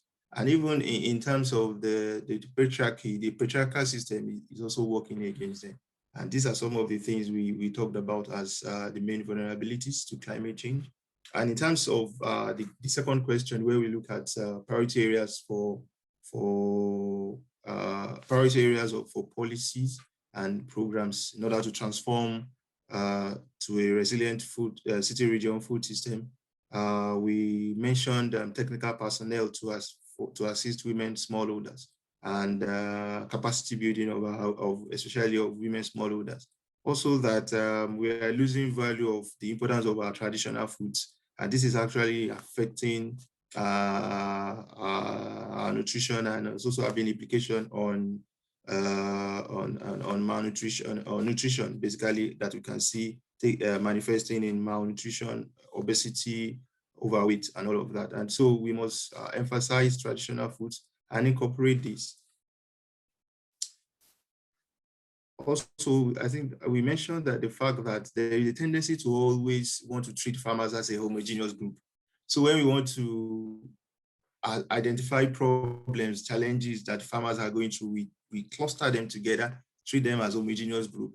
And we don't try to categorize them as, okay, farmers that are resource rich, or those who are lacking, or those that are vulnerable, or farmers who are women, farmers who are youth, so that we are able to tackle those issues that are basically peculiar to each of these groups. And so there is a suggestion that we should treat farmers as an heterogeneous group, try and identify the differences between them, and align our solutions and actions towards each of these categories.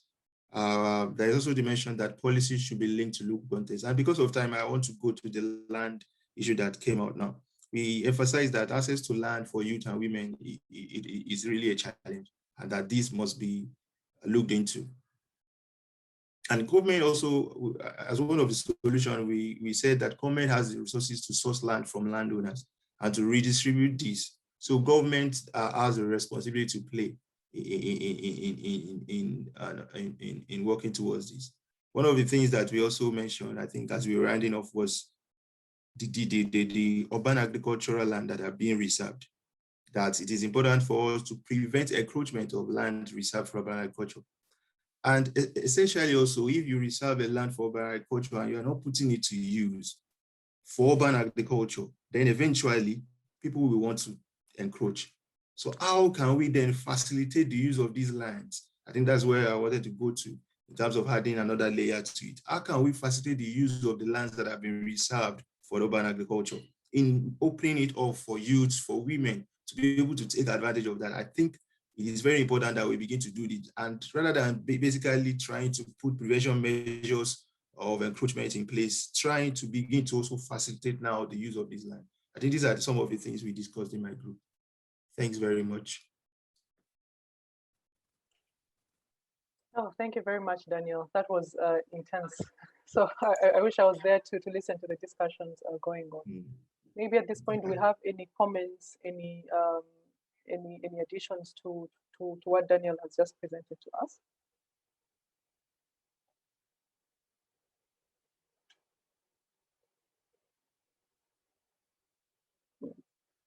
Because I think also some of the questions going through my mind is that, for example, there's some issues that we have not had coming through, issues around, for example, market infrastructure, issues around, I think as Amos noted, issues around technology, how is Tamale at a stage where we can incorporate, for example, some technology in ensuring that, that, for example, the linkages between farmers, consumers is shortened, or technology to ensure that to increase the efficiencies across the food value chain.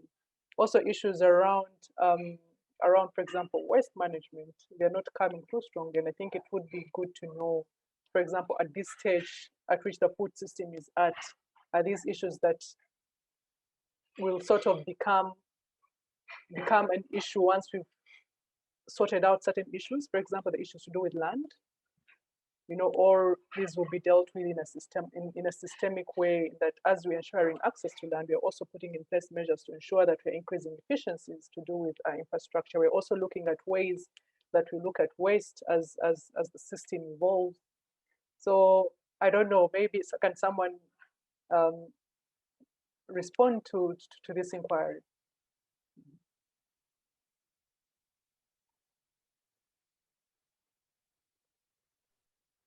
I just want to touch briefly on the technology, some parts of the technology that you mentioned. It is very important. In one of our studies in the northern part of Ghana around Tamale, we saw that technology is playing a very, very key role in some areas. There is a rice growing area in Tamale where there's the establishment of a rice milling factory, and they have fixed prices for whatever they produce. So as soon as they produce this one, it goes straight to that particular factory. They sell straight to that particular factory for it to be processed and all that. The link from that area to the market is very short because of the establishment of the factory in between Tamale and that particular community.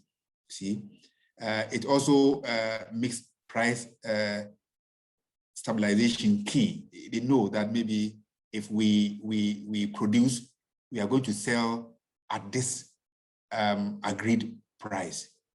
It's not a situation where farmers produce and they will be at the dictate of traders going there and saying, okay, there's a sack of rice, I'll give you 10 pesos because I have the money to pay. You are a villager, you don't have access to maybe the market.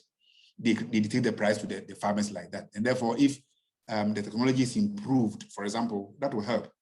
Again, there are areas in Tamale, most places where farmers produce a lot during the short farming season, and they have to store them. But where? There are no storage facilities around. They have local systems where they use to store, which can easily be infested by insects, fungi, and other things. It can easily get burned because they use wooden structures and all that to build a small storage facility.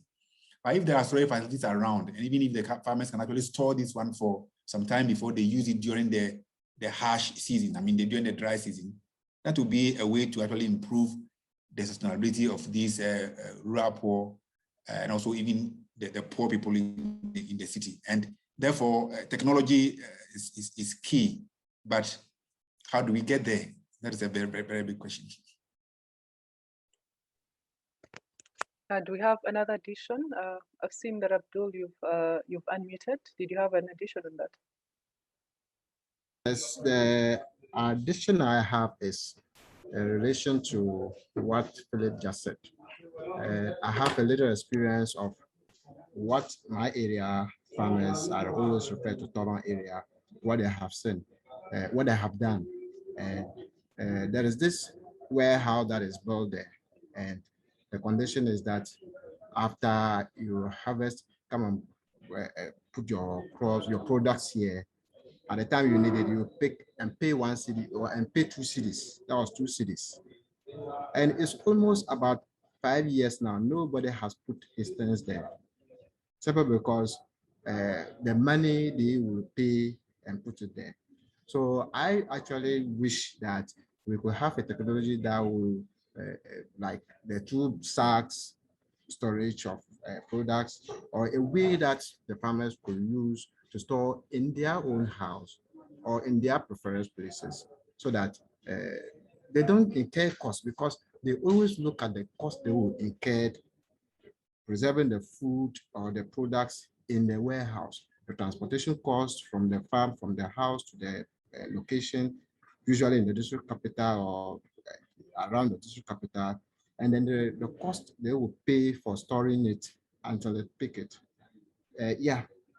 Another area I think there should be a technology is, usually you see in Tamale, the waste products are always dumped outside of Tamale, especially where the gravel is green. And usually it's give a lot of stink, give a lot of hazardous condition in those areas. So if there could be a technology to convert this one to compost, so that it could be even subsidized to rural farmers, because as I said earlier, the farmers in Tamale, foods in Tamale mostly are coming from outskirts of Tamale. So if there could be a way that there could be a technology to convert this waste into a compost fertilizer to subsidize it for the farmers, I think it will be look more appropriate. Hello. No, thank you very much for that addition. Hello. Hello. Please go ahead, and then we can hear from Madam. I see Funke's hand up. Hello.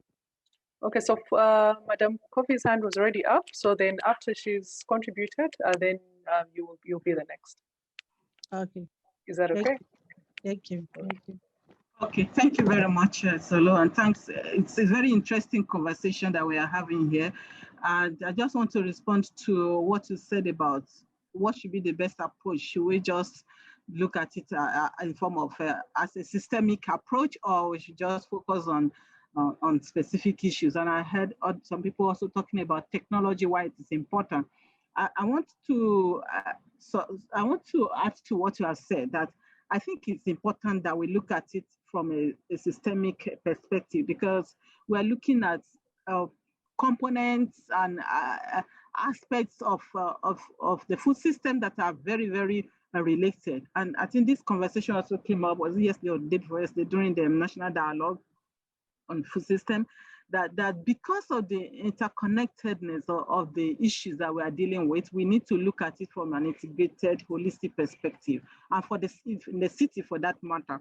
So if we are thinking about just technology, it will not go alone. We need to look at what will be the enabling environment to make it. What about the financing? What will be the implication? Someone said that one of the groups that, okay, if you are drawing water from the groundwater, with time there will be problems. Yes, but that is what is going to happen.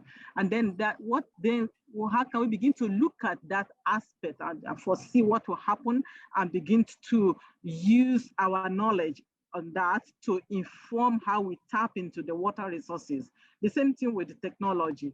So I think there are many ways we can look at it. There are tools that help us to address these systemic barriers and bring out appropriate measures. So we need to look at it from that perspective.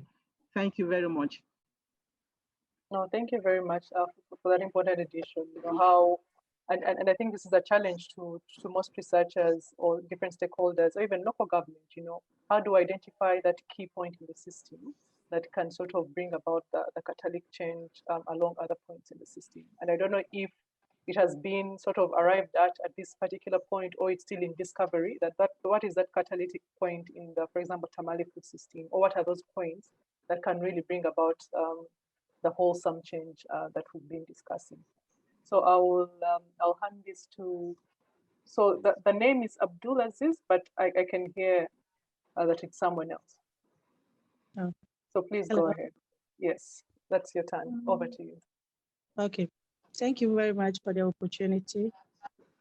In Dr. Amua's submission, when he made mention of the hazards the farmers go through during the farming season, and it got to a point he mentioned of what the central government or the assemblies can do to help the farmers, especially when they are in the off season.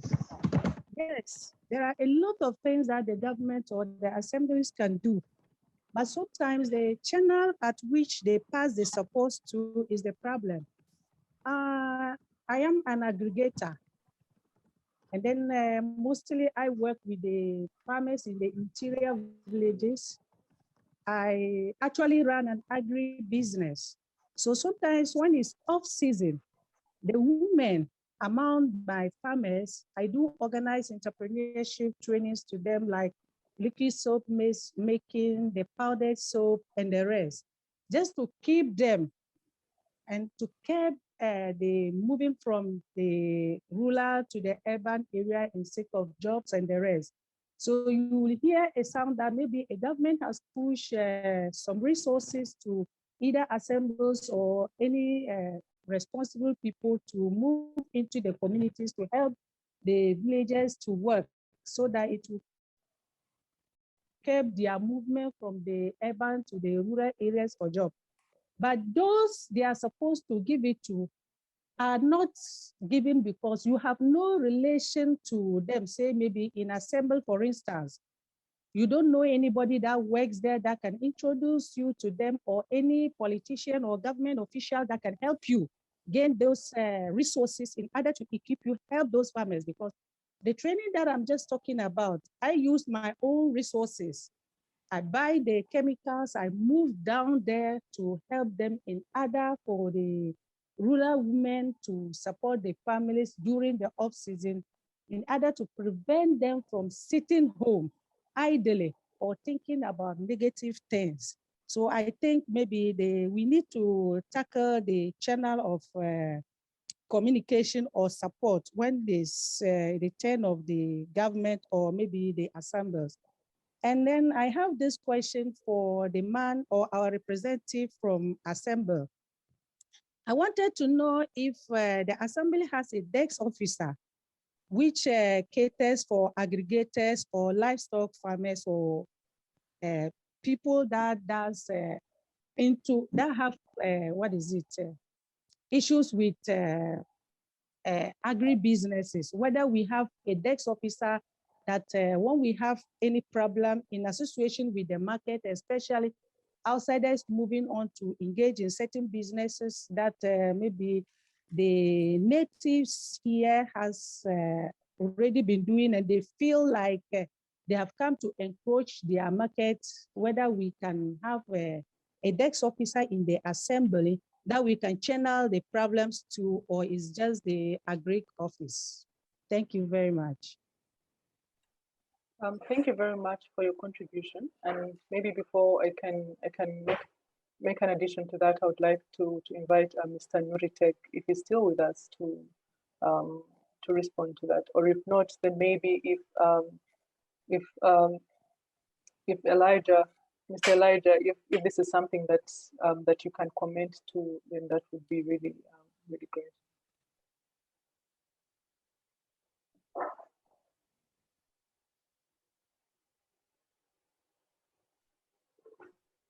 Yes. But I think what strongly comes out from your comment is the issue around the different channels that governments or local governments can use to reach different stakeholders at local level. And I think there's quite a vacuum from, for example, how different women's groups are able to access services or support from the local government, for example, between the planting season. So it's very critical to identify how different stakeholders can approach local governments, or what kind of support is present for different groups to be able to participate in the food system fully. I can see that Dr. Moore, you were unmuting. Was there a contribution to that, or was there an addition to that? Are you talking about me? Yes, I saw you unmuted, so I thought you had. I just wanted to see that we invited a number of farmers to be on because we are talking about directly about farmers, even though we are looking at the whole system, which includes transportation, marketing, consumption, and all that. And I just wanted to say that the lady who just spoke is a farmer and an entrepreneur. He has this agribusiness in place, and he's also a farmer. That's what I wanted to see.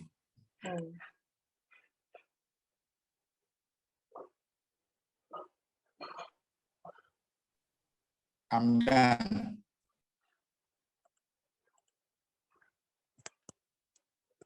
Okay, I think I lost you there. I don't know if it's just me or can we all hear Dr. Moore?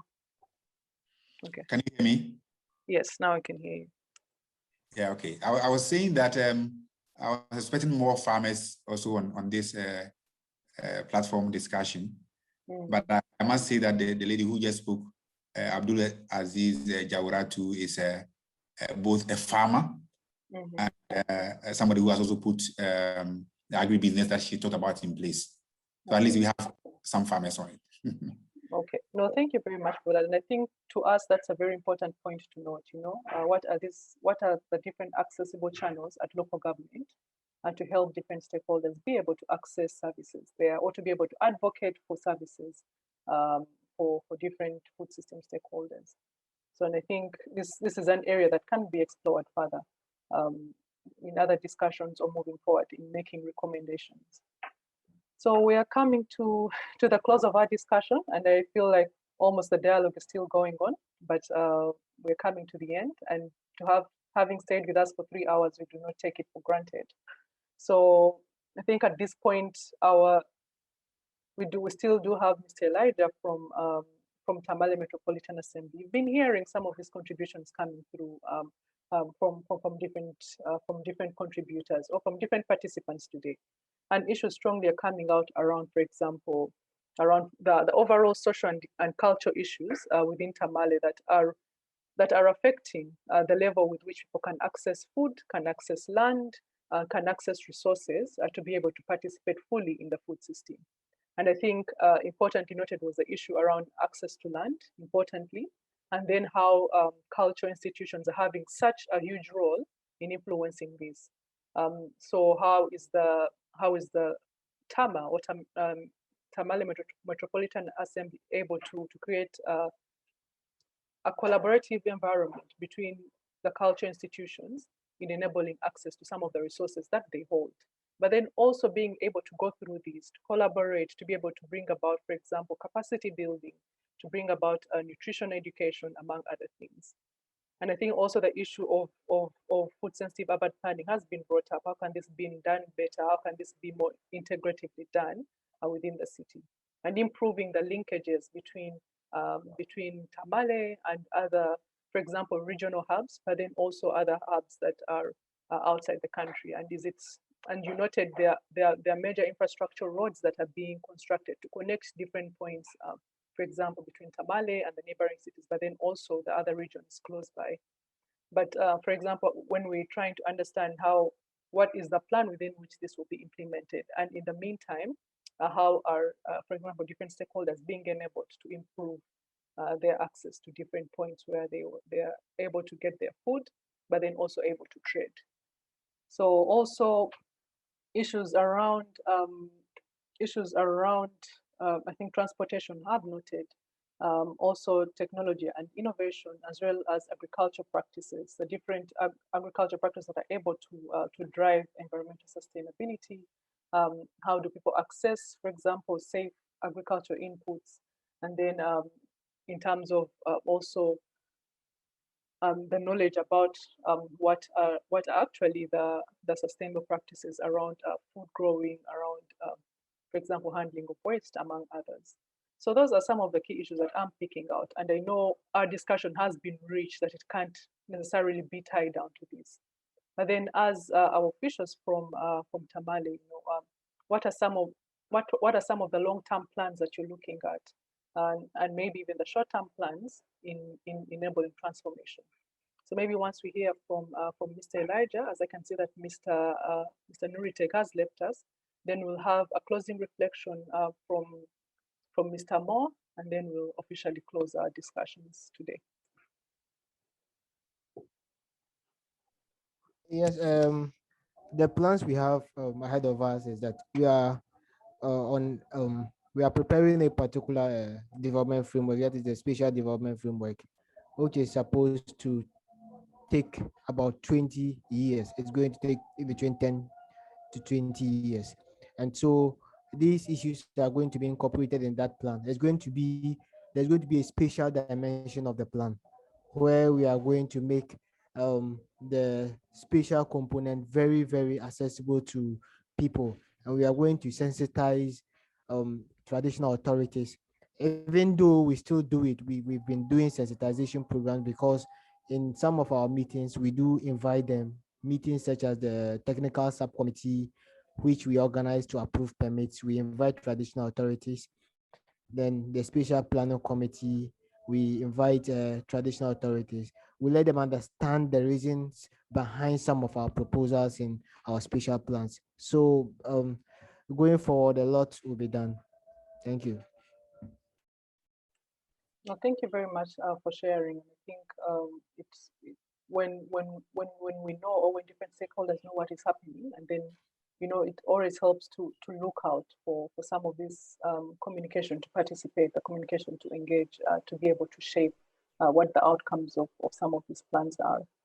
So I would like to invite a closing reflection from our co-convener, Mr. Moore, Dr. Moore, who has been very key to pulling together this conversation and this dialogue. But before we do so, we do have a question from Mr. Al-Hassan. Please go ahead. Yes, there is one aspect very important that always disturbed me. And I think we had engagement with Tamale Metro Assembly on this, and it's in connection with market extension officers. Yeah. These people are very important.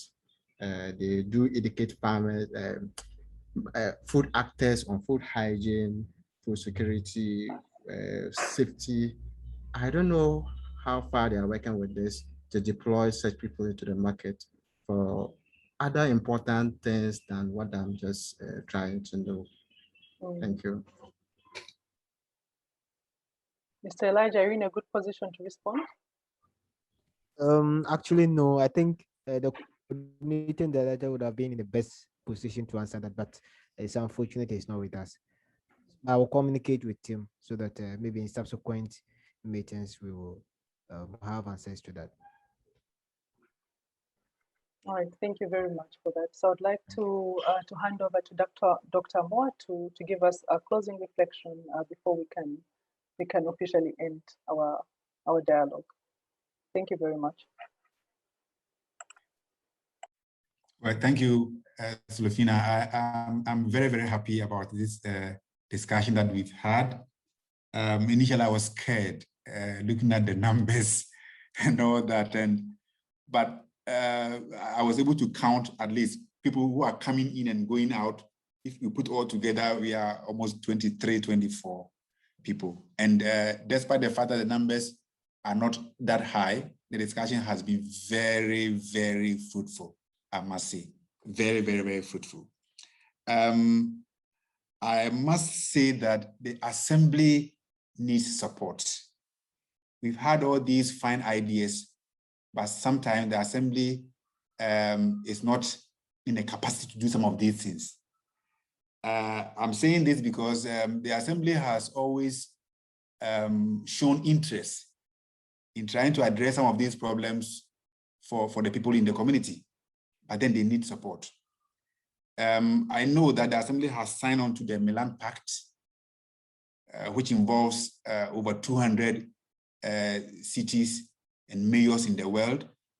And some of the activities expected by a signee of the Milan Pact is to be able to address some of these challenges in the food system to improve or to ensure food security in these communities.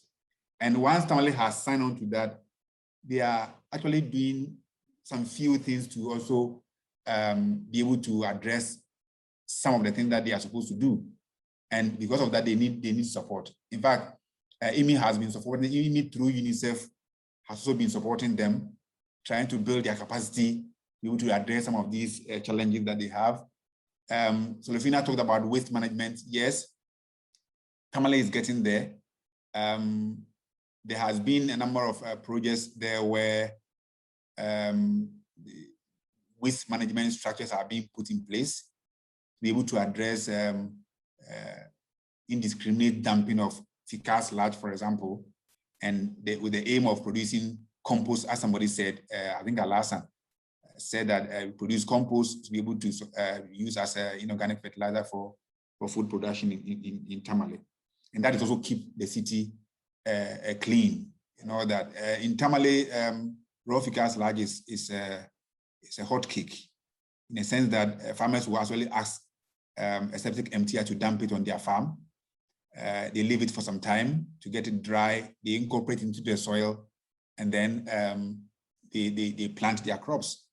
And that is the problem because of the land issues in terms of the fertility of the soil. And therefore, they need some of these things. So if we are able to, or the assembly is supported to be able to produce fertilizer, organic fertilizer from waste, we are trying to close the loop, and then looking at that particular aspect of the food system, and that will also actually help to improve the situation as we have on the ground now. On that note, I would say that we have to keep the discussion going. It's good that we have actually interacted among ourselves, and we know, I would say we know, on course, ourselves now. So Lumina, we have to keep Tamale always involved in some of these discussions. I've seen one that you have already posted in the African Dialogue or something, and we try to see how we can involve ourselves in that one. On that note, I would say thank you to everybody. Thank you very much. And I just want to note that you made this dialogue possible with all the support in pulling in the key stakeholders, in shaping some of the discussions informed by the work that you're doing in Tamale. So I just want to thank you that you opened up your platform to be able to draw in different people to come and have a conversation. And I think one thing that we've noticed we discussed governance, but really the beginning point for governance is to be able to talk about different issues happening and how we can build upon that to find common solutions, to identify some of the challenges or even priorities that we can move forward with. So I really thank you for the leadership that you've really shown in bringing people together. And then I would also want to thank our partners that may not be present here from RUAP, then also from FAO. But I think from FAO is that once we produce the feedback form and capture some of these key outcomes, I will be able to upload them and feed them into the UN Food Systems Summit website, which will eventually feed into the UN Food Systems Summit processes. And just to let you know that this is not going to get lost, because on our panel here, we have one of the evaluators of some of all the feedback forms that are fed into the summit. And that is Ms. Debbie Kaduserada. So we're able to have a discussion with her from Bloomberg Evaluation to guide us on how best to capture some of the outcomes coming from this discussion so that our voices are not lost in the entire process. So I just want to let you know that whatever is being captured here will be well reported on, so that or it's fed into the global processes, but then also it's able to filter down back to the municipalities to support, to help them understand what are the priority areas, but then what are some of the ways that we can work hand in hand to move forward in transformation. And I think that is why us as organizations, ICLEI, SIGARA, we are really here to be able to support cities, to capacitate cities, to hold more of these conversations, to put further platforms where we can draw in the support the different cities and stakeholders need. So I thank you very much, and I thank you all for being present. So we're having more of these discussions during the African City Food Month Dialogue that is starting in July. And we'll have one important aspect of this is going to be the city-to-city exchange. So we'll be matchmaking different cities. For example, Tamale, it has been identified that some of the challenges you brought up today are common, for example, with Cape Town. We want to matchmake and have that conversation between Tamale and Cape Town, because sometimes people working at the same level in the same field do understand and can guide each other accordingly. So we want to be able to facilitate those conversations during the African City Food Month exchange. So please do sign up, and then we can continue these discussions further. And I can see Mr. Nuritega has joined us, and maybe that is a sign that he should have the closing word before we can leave. I'm sorry to throw you into the hot soup, but maybe you could give us the closing word.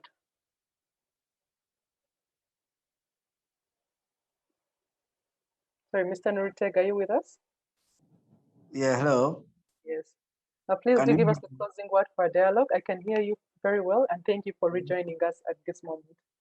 Can you hear me now? Yes, I can hear you. Okay. Good afternoon again. Good afternoon. Well, I've been on and off, and my link has been a problem. So I didn't hear much of that discussion. But particular dialogue is that I realize that there is an urgent need for us to have something, an integrated policy document for food system in the Tamale metropolis, whereby we bring all the relevant stakeholders together to have a policy, come out with various strategies as to how to ensure that or enhance our markets to ensure food security in the metropolis. So that is what I can say for now. And I'd like to thank you very much for granting me this permission to be part of the program. Thank you. Thank you very much, and would also want to thank you for joining us and for contributing and for hosting us to be able to have this discussion about your city and also giving us the platform to listen to us. So thank you very much. And I think with those few words, I would like to close our dialogue. And thank you very much for being with us. It's been a long 3 hours, but you've kept the energy going, you've kept the contributions going. And so I can say this has been a fruitful and rich dialogue. So thank you very much.